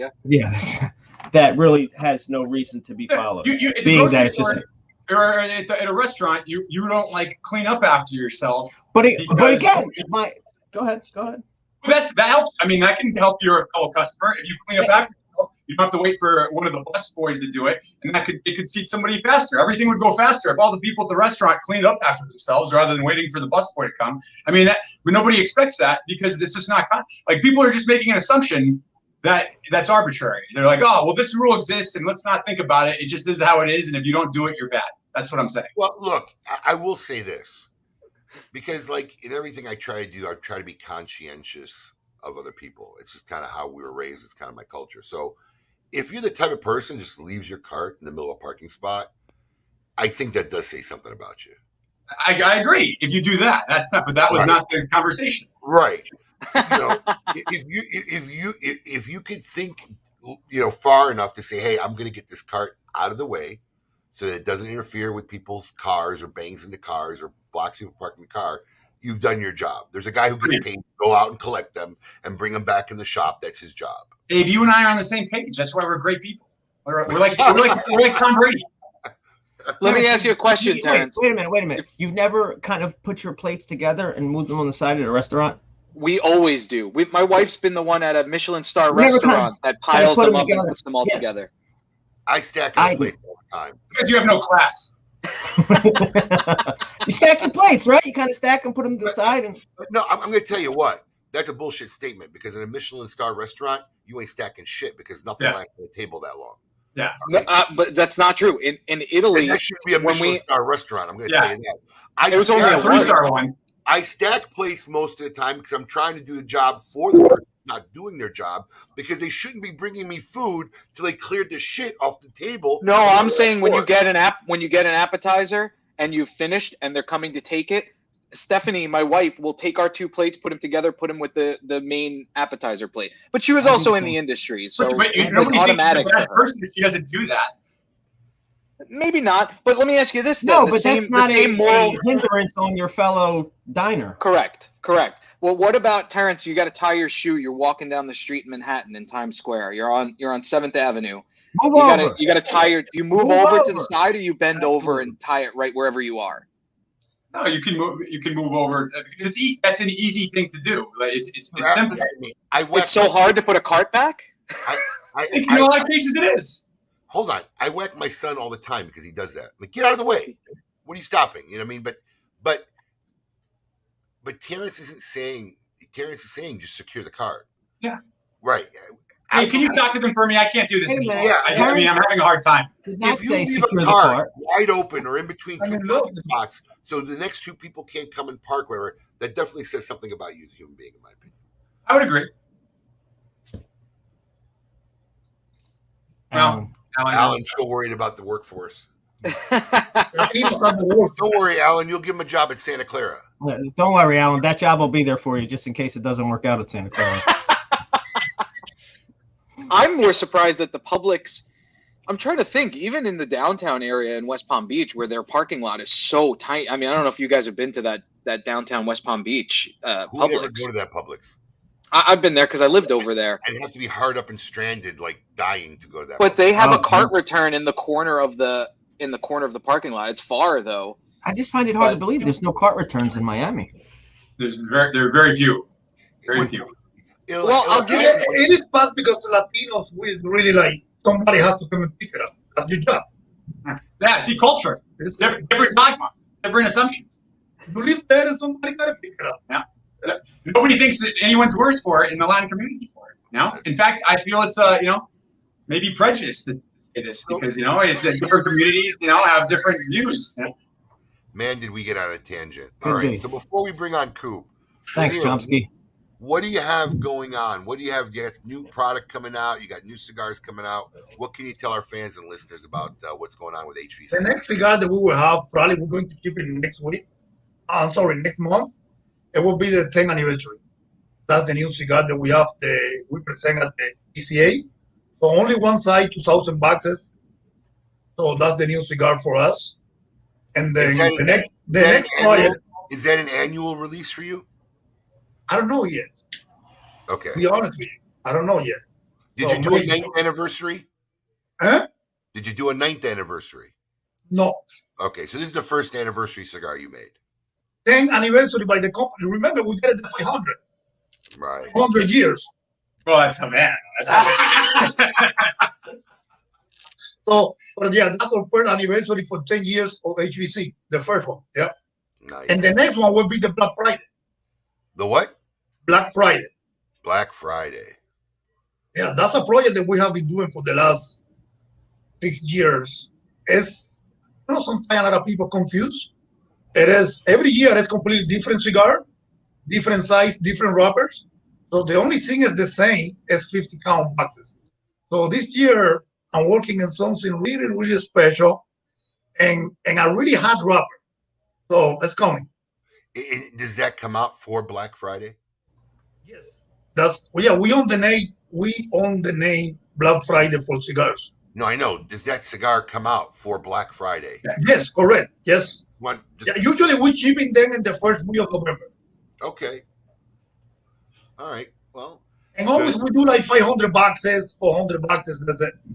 500 boxes? Yep. What are you going to do with the 100 left after my order? We would sell that. It's always sold out. So it would be great. All right. Good stuff. All right. It's that time. Let's see what our man Coop is up to. Let's see what's Scoop with Coop. Coop, look. Do you like Coop? Yeah, of course, Coop. Yeah. You know Coop? Yeah, there. Yeah. Hey, yo, what's my theme music? The Scoop with Coop. Breaking industry news. Hear it first on KMA Talk Radio and cigar-coop.com.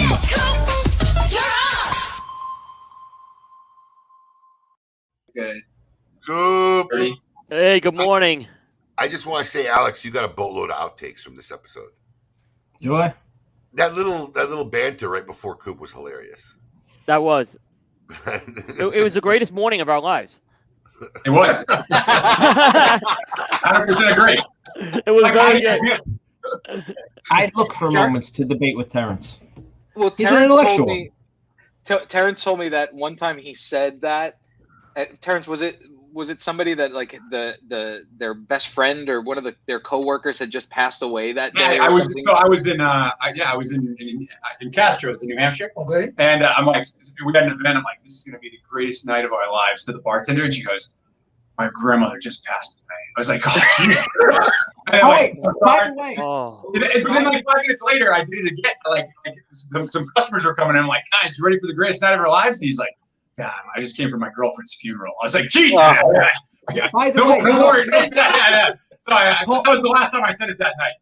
Paul, you came in Thursday. Paul, for our meeting, and I was so inspired by Terrence and our debate back and forth that I was actually sitting there listening to the Chomsky-Foucault debate when Paul walked in. I walked into Alex's office and he's listening to Noam Chomsky, and I'm like, what is this? What's going on? Usually I hear like either dance music or like hard rock back there, and I'm like, what? This is a change. Great stuff. All right, Coop. What is the scoop this week? I'm sure you got a lot of stuff to go over. Yeah, so let's kind of. You guys touched on Trilogy already, and I think that's an exciting project there. So I'm really looking forward. Those goes on sale Thursday, right? They go on sale Thursday. I think it's cool because there's been a lot of people who've gotten into cigars since this brand has been out. It's a beautiful packaging. I think there's a portion of the consumer base out there who don't even remember the origin of the brand. What is this? 3 wrappers? 3 different wrappers? No, it was originally 3 cigars, but this is a triangle pressed cigar. They're like triangle box pressed cigars. Same wrappers. Yeah, it was originally released in 3 wrappers: Cameroon, Maduro, and Corojo. I always put these colors on wrong.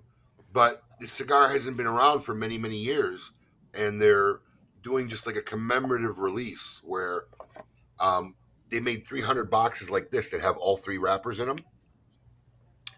And then sometime over the next 12 months, they'll release each of the wrappers in their own boxes. And I think the press release said they made 1,000 of each. Yeah, but I'm talking about the box in the picture. That's 3 different wrappers, right?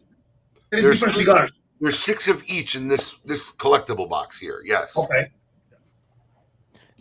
Yes, I think it's really cool, and I know you guys mentioned it earlier. That's an idea that came from KMA Radio. Yeah.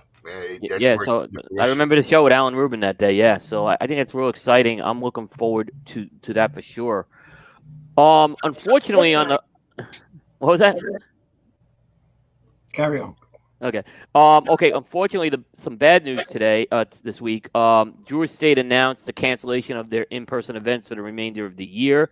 That's going to include what they're calling the postponement of the DE25 celebration that was scheduled in Dallas. COVID-19 and increasing health and safety concerns right now. Question is going to be: is this the foreshadowing of what we're going to see now for the rest of the year with other events?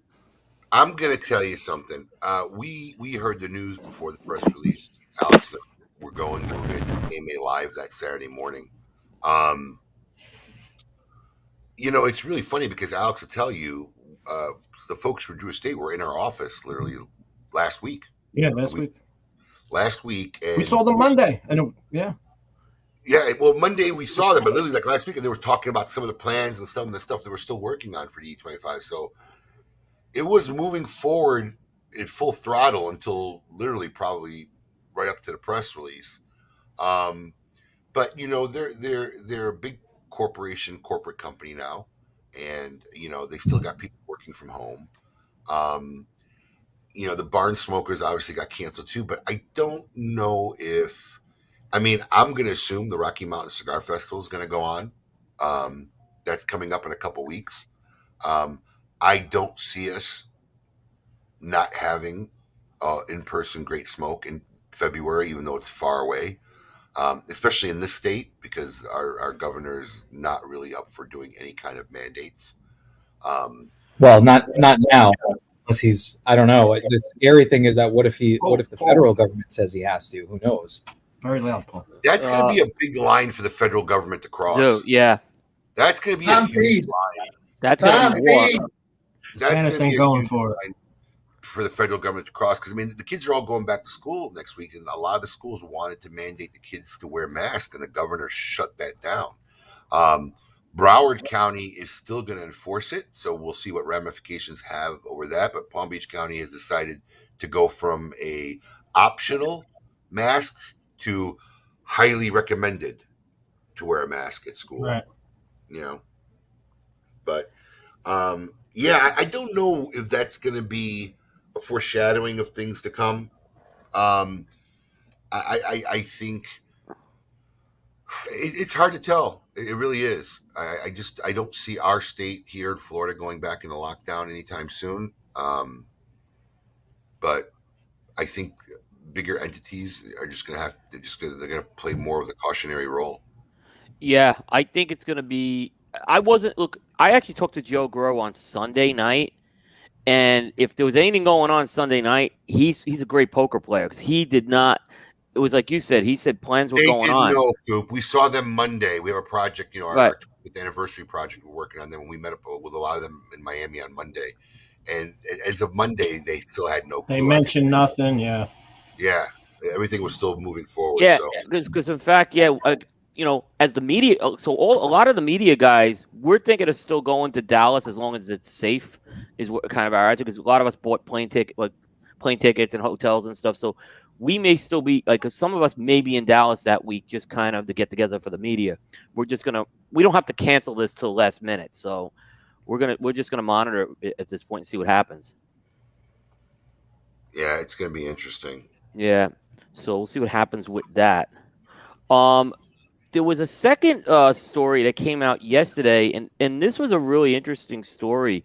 You may have heard of Reinier Family Cigars. They own brands such as Puros Indios, Cuba Aliados. Been around forever. What? Been around forever. Well, they sold the brands to Oliva. Really? So the brands were sold to Oliva. Now, Reinier, they didn't sell the company. So Reinier Family Cigars, they still have their company, they have their factories, but they sold their leading brands to Oliva, and it's just one of those head scratching moves. Like, why did they do it? Is the question. What value of those brands? I haven't heard or seen those brands in a decade. They've been pretty dormant. I mean, Christian was trying to resurrect it a few years ago, Christian Aroa, by distributing them. That didn't work. But since since the old man passed, it was in a downward spiral. That company was at the first Great Smoke. Yeah, I mean, they have their predicate. That's the only thing I can think of where the value is. Predicate brands have values, and a much more active and influential company could. I mean, look at my father, how they, working on Fonseca. I mean, maybe it's not the hottest flying brand out there, but it's relevant. It's more relevant now than it was a year ago. So, a company like Oliva could take those old brands, revamp them. The name is well known with a lot of the older cigar aficionados out there. I don't think it's a bad move. I'm more curious about Reyes making the move, because Reyes is saying, hey, we didn't sell the company. We're going to be coming out with new brands. I don't know. Maybe they did it to get some capital in the company. I was just trying to figure out why they made that move. Probably revamping and restructuring is a costly measure. And yeah, I can imagine their revenues have been, extraordinary in the past decade. So they probably use the cash flow, and maybe they want to restructure and come out with completely new lines with maybe more relevancy for today. Who knows? Yeah. Oliva's had an interesting year. They're one of these pillar companies, but they've been normally you get one or two news stories maximum out of Oliva a year. There's been a lot of news you've seen from Oliva this year in terms of products and now this particular move. So it's kind of interesting to see that, because we haven't seen that from Oliva in a very long time. They're shaking and baking. Yeah. Yep. So they're moving. So we'll see what happens with that. I mean, maybe that's something to look forward to next year. The resurrected brands there. What else you got going on, Coop? Claudio Stroy, I think friend of the show. A few months ago, we announced he had left Bombacho. He formed his own consulting company called CST Consulting. Mm-hmm. He's now got a series of 3 cigars coming out, and he's working with a small factory in the Dominican Republic with someone by the name of Edgar Julia Soed. Okay, so Edgar Julian Soed. I'm not going to try, but Hold on. Let Reinier try to say it. Yeah. Edgar Soler. There you go. There Thank you, you Reinier. go. That's what we need. Paul, I thought you were going to try that one too. But Paul, that was a great imitation, by the way. That was spot on. Thanks, That was Coop. awesome. Yeah. Coop doesn't just hand out compliments, you know. No, Would you no, say no. it's higher than a 6 out of 10? Yes, it's higher than a 6 out of 10. Yes, that was right up there with Matt Tobacco's impression of Matt through Booth. So I think those are the 2 best I've heard. And the other one is Tim Osgood of Rocky Patel is really good too. Oh yeah, Tim Osinger's. Yeah, Rocky Patel is awesome. Yep. Listen, Coop's just being nice to me because I didn't ask to stay at his house when I had no place to go on my drive back down to Florida. He kind of but you were all the way on the other end of the state. That would have been like. Listen, man, 2 kids and 2 dogs. I was desperate. You could have been in the The problem is I have no. There's a no pet policy in my house. You Is the wanted to problem. stay at the house with the whole family and the pet? I wasn't actually going to ask him, but I was in a tough bind because my sister-in-law has COVID and my father-in-law is just getting over an illness, so he can't be exposed. And we were just at the 14-day mark where we had seen my sister-in-law. So It's called Holiday Inn Express, pal. Oh, dude, no! I have had the worst experience in Holiday Inn Expresses. That was just an example. Yeah. We stayed at a Home 2 Suites, but the problem is finding a place that'll let you have the 2 dogs and 2 kids. So we found it. You know, actually, Paul, the problem I have right now is, in all seriousness, we're kind of half empty nesters. So we've actually, a couple of bedrooms we only have 1 extra bed right now is the problem.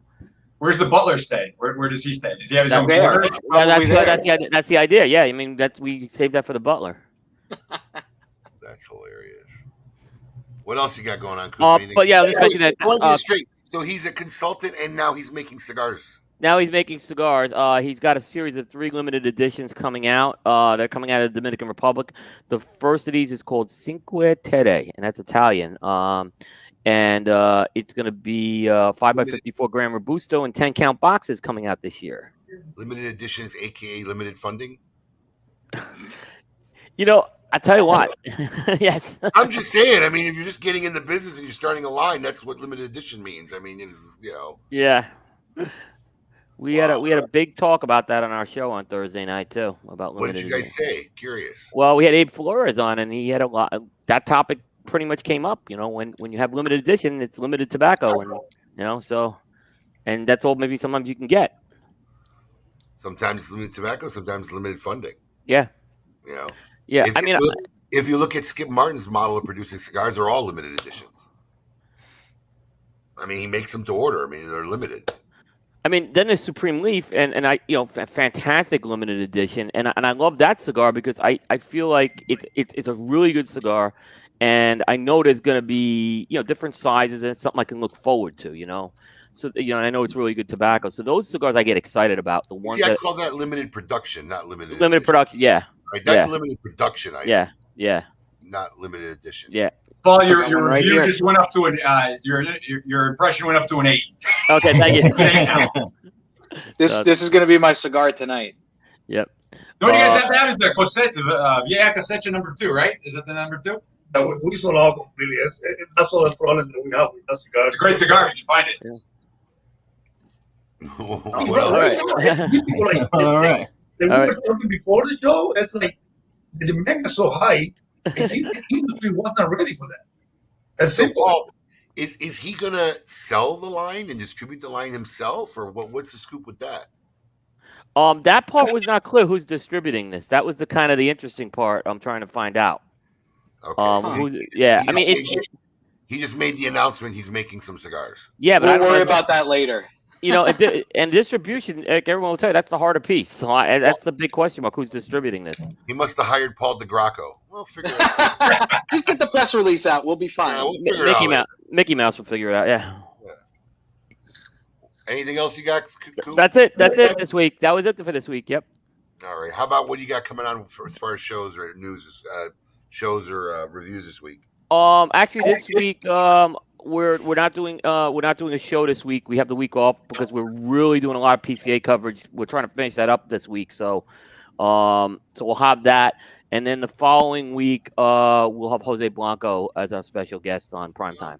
Nice. All right, we'll catch all the news, teaser and rumor free at cigar hyphen and accurate. Yeah. Yeah.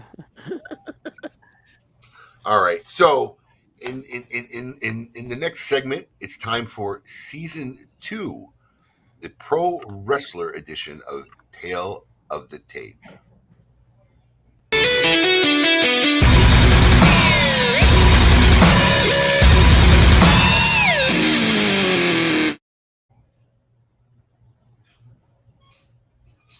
And clock, Paul. All right, there we go. Coming in at number 5 on my list of top wrestlers of all time. You moved me over. There we go. Bret the Hitman Hart. Bret Hart comes from a historic wrestling family, historic wrestling stable. One of the guys that when you talk about technical wrestlers, Bret Hart was a real wrestler. He could wrestle technically, wouldn't injure guys, was good to work with in the ring. But, the thing about Bret Hart is he really kind of carried the WWF in almost like its dark ages when, WCW was creeping up and, it's kind of the post-Hogan era. And Bret Hart, along with another wrestler, was kind of the guys that carried that organization for a while. Cool. I had Bret Hart on my list too. Good pick. I went with number 5. I went Triple H. Now, I think Triple H was in that post Bret Hart era probably the best wrestler. He can technical wrestle. He was, I think, the key of a lot of those aerial techniques that he did. He was a great champion. He fought everybody. He beat everybody. He was in there to compete. He's called the game for a reason. He's now having a great career as an executive as well. And he also had a long career in the WWF. And for the most part, he stuck. Once he came into the WWE, he stuck there the rest of his career. So I am a big fan of his. Love watching him wrestle. Yeah, absolutely. And kudos to him. He's still relevant today. He is. Yeah, he is. I mean, I think he still occasionally will wrestle, but he obviously. But even from an executive position, he's still relevant. Yeah, he is. He is. And like I said, we have guys like Steve Austin, The Rock, Shawn Michaels. He beat these guys. I mean, Triple H competed and beat these guys. Well, there you have it. Number 5. So Abe, I feel like that's 2 I feel like we got 2 this week, right? Oh, yeah. Both of those guys. Yeah, okay. I'm all right with that. Same here. Where you beat people. Yeah. Oh, yeah? I find it interesting that yours was number 5 and Coop's was number 10. It's such a small margin when you got on this list. It's amazing. It's such a small margin between the 5s and 10s on these lists. It is like a great name. Way. Yeah. I wish I could bump the Undertaker up. In retrospect, it's you go back and forth so much. It's tough. Yeah. And look, I had a number 6 Harley Race. My lifespan with wrestling goes a little longer, so I remember some of the older guys. So. I wonder if any of the old guys are going to make your list, like Jimmy the Superfly Snuka or any of that. Junkyard Dog. I will tell you the million. I will tell you the $1 Million Man will not be on my list for Alan Urban's sake. Mine neither. So $1 Million Man. Neither of you have had Mick Foley or Macho Man yet, huh? There's still 5 spots left. There's still 4. Yeah, there's 4 each. Yeah. Still 4 spots left. So. Cool. There's a lot. There's guys I'm telling you on both our lists who are not going to make it, and there's going to be questions. It's just like I said. There's a lot of these guys, and there's a small margin. You should post that screenshot to the KMA page, Alex. This season has gotten a lot of traction as far as our fans' opinions on the picks and who they think should. It has. I'll post it. Should rate where. So that was very, very cool. All right. luckily. In our traditional, there you go. In our traditional fashion to ending KMA before we head out, it's time to see this week who belongs in a cigar insane asylum. Welcome to the Cigar Asylum, Did you know I'm utterly insane? We all go a little mad sometimes. where logic and reason cease to exist.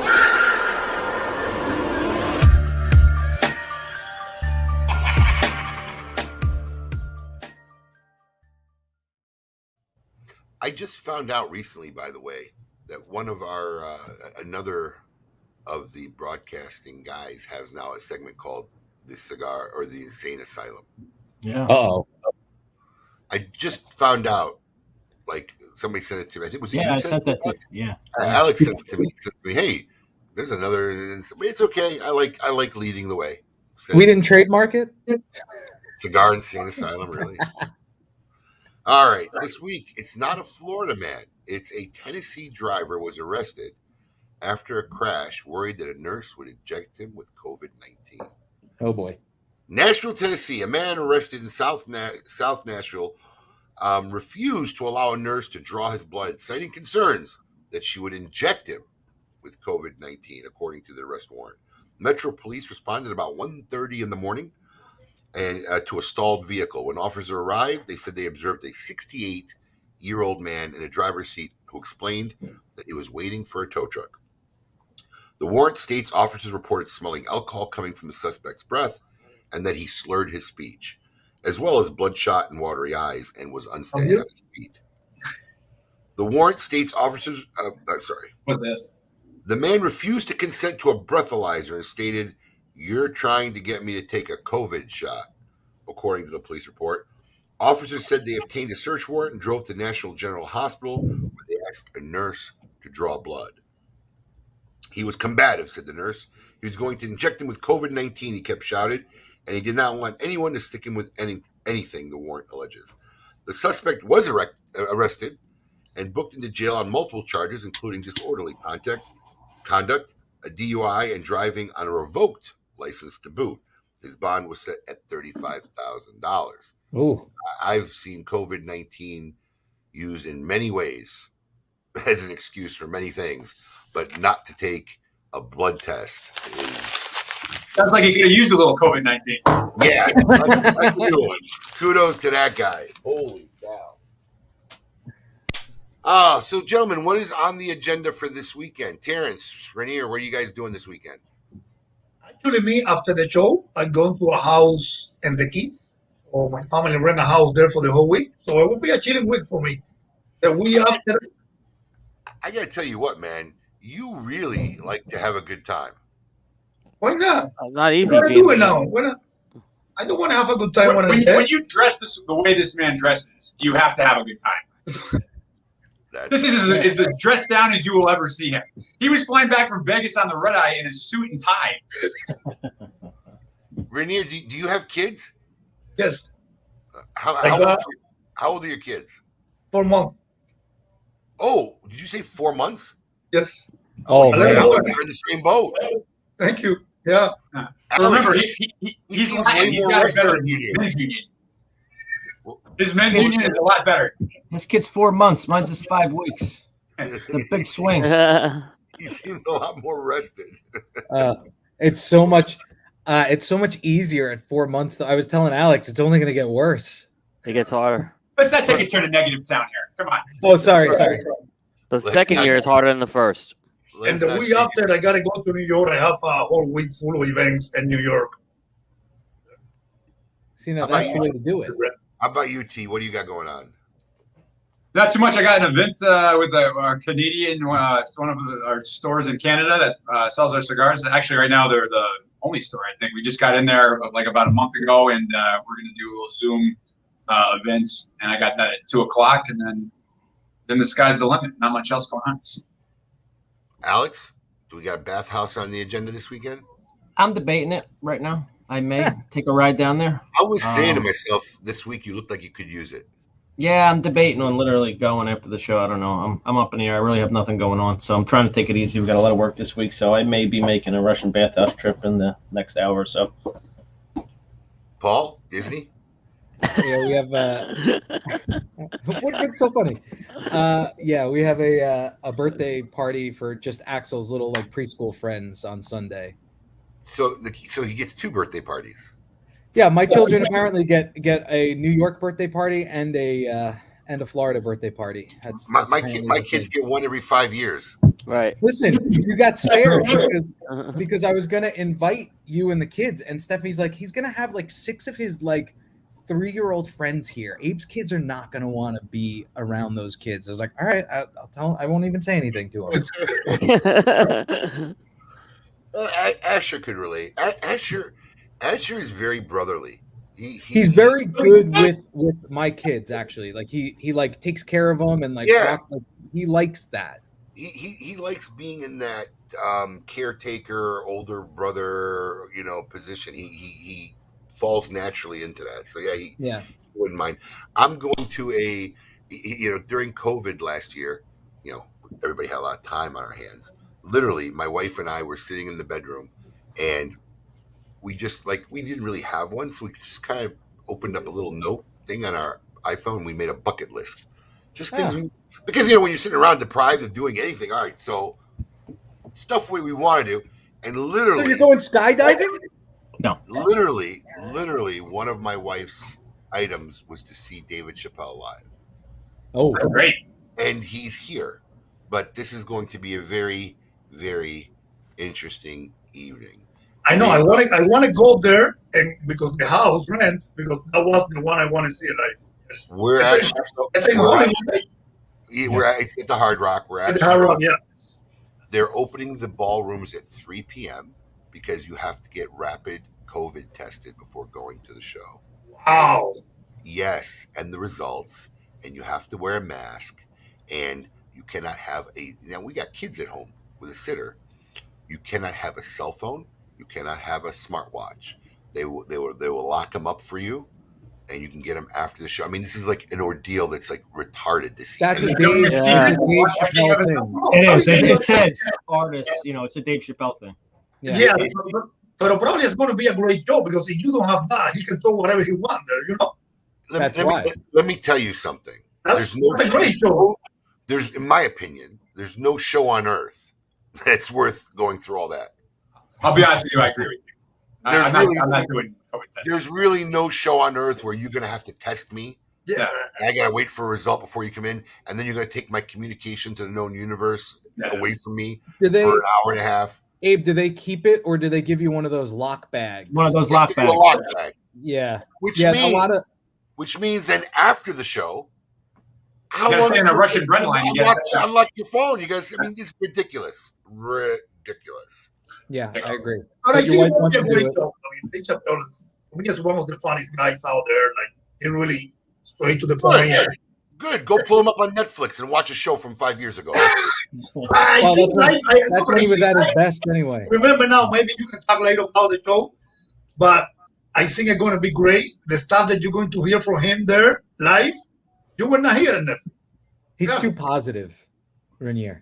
He's a happy guy, man. He's a happy guy. I love it. So you got I think it will be great. Believe me, it won't be worth it. In my head right now, all I would be thinking about is how long the line's going to be for that damn COVID test, how long it's going to take for them to give you the result. Listen to me. This is what I told my wife. Okay. And you have to wait for it? Listen to me. It's a rapid test. How long do rapid tests take, Alex? 15 minutes. 15 minutes. So listen to me. They're opening up the ballroom at 3 p.m. for a 9 p.m. show. So what does that tell you? And then my wife says, well, I got the sitter to come at 5, which means we won't get there till 6. Oh, no. But the show won't start till 10. Is that what happens? Probably. Yeah. He has been known to go long, and I don't know what the union situation is like. Like in New York, he can't really do that in those big arenas because the unions say that they have to stop by a certain time. But I don't know if it's the same at the Hard Rock. But he could go for hours. This is Indian. Right, it's Florida and it's Indian reservation. Yeah, there's no nothing. It's what Big Chief says goes. Yeah, He's been known to be on stage for like 3-4 hours rambling. I mean, I'm sure it's entertaining. Well, it should be interesting. That's what I'm doing. So listen, we want to thank Thank you, Lorenzo, for coming on. Thank you, Terrence, for stopping by as a special guest. Always a pleasure to see you. You are a great guy, Terrence. Oh, thank you. Flash act all the way. I cannot stop talking about what a great guy you are. That's what I want to hear. There you go. Feel better? Yeah, Thank I do. you. Thank you to all you guys for having me and Terrence and your show. I appreciate it. Thank you for all the support, guys. Thank you. Thank you for letting me hijack. Thank you. Coop, as always, thank you for your Thank you. contribution, your awesome contribution every week. Gentlemen, have a great weekend. To all our fans out there, we hope we made these couple hours this Saturday morning enjoyable, entertaining for you guys. As always, catch us next week with Jeff Amendola and Chris Monaco of the Amendola Family Cigar Company. First time on KMA. Should be an interesting show. Great guys. Yeah, they're great guys. They'll be good guests. Trust me. Until then, keep it lit.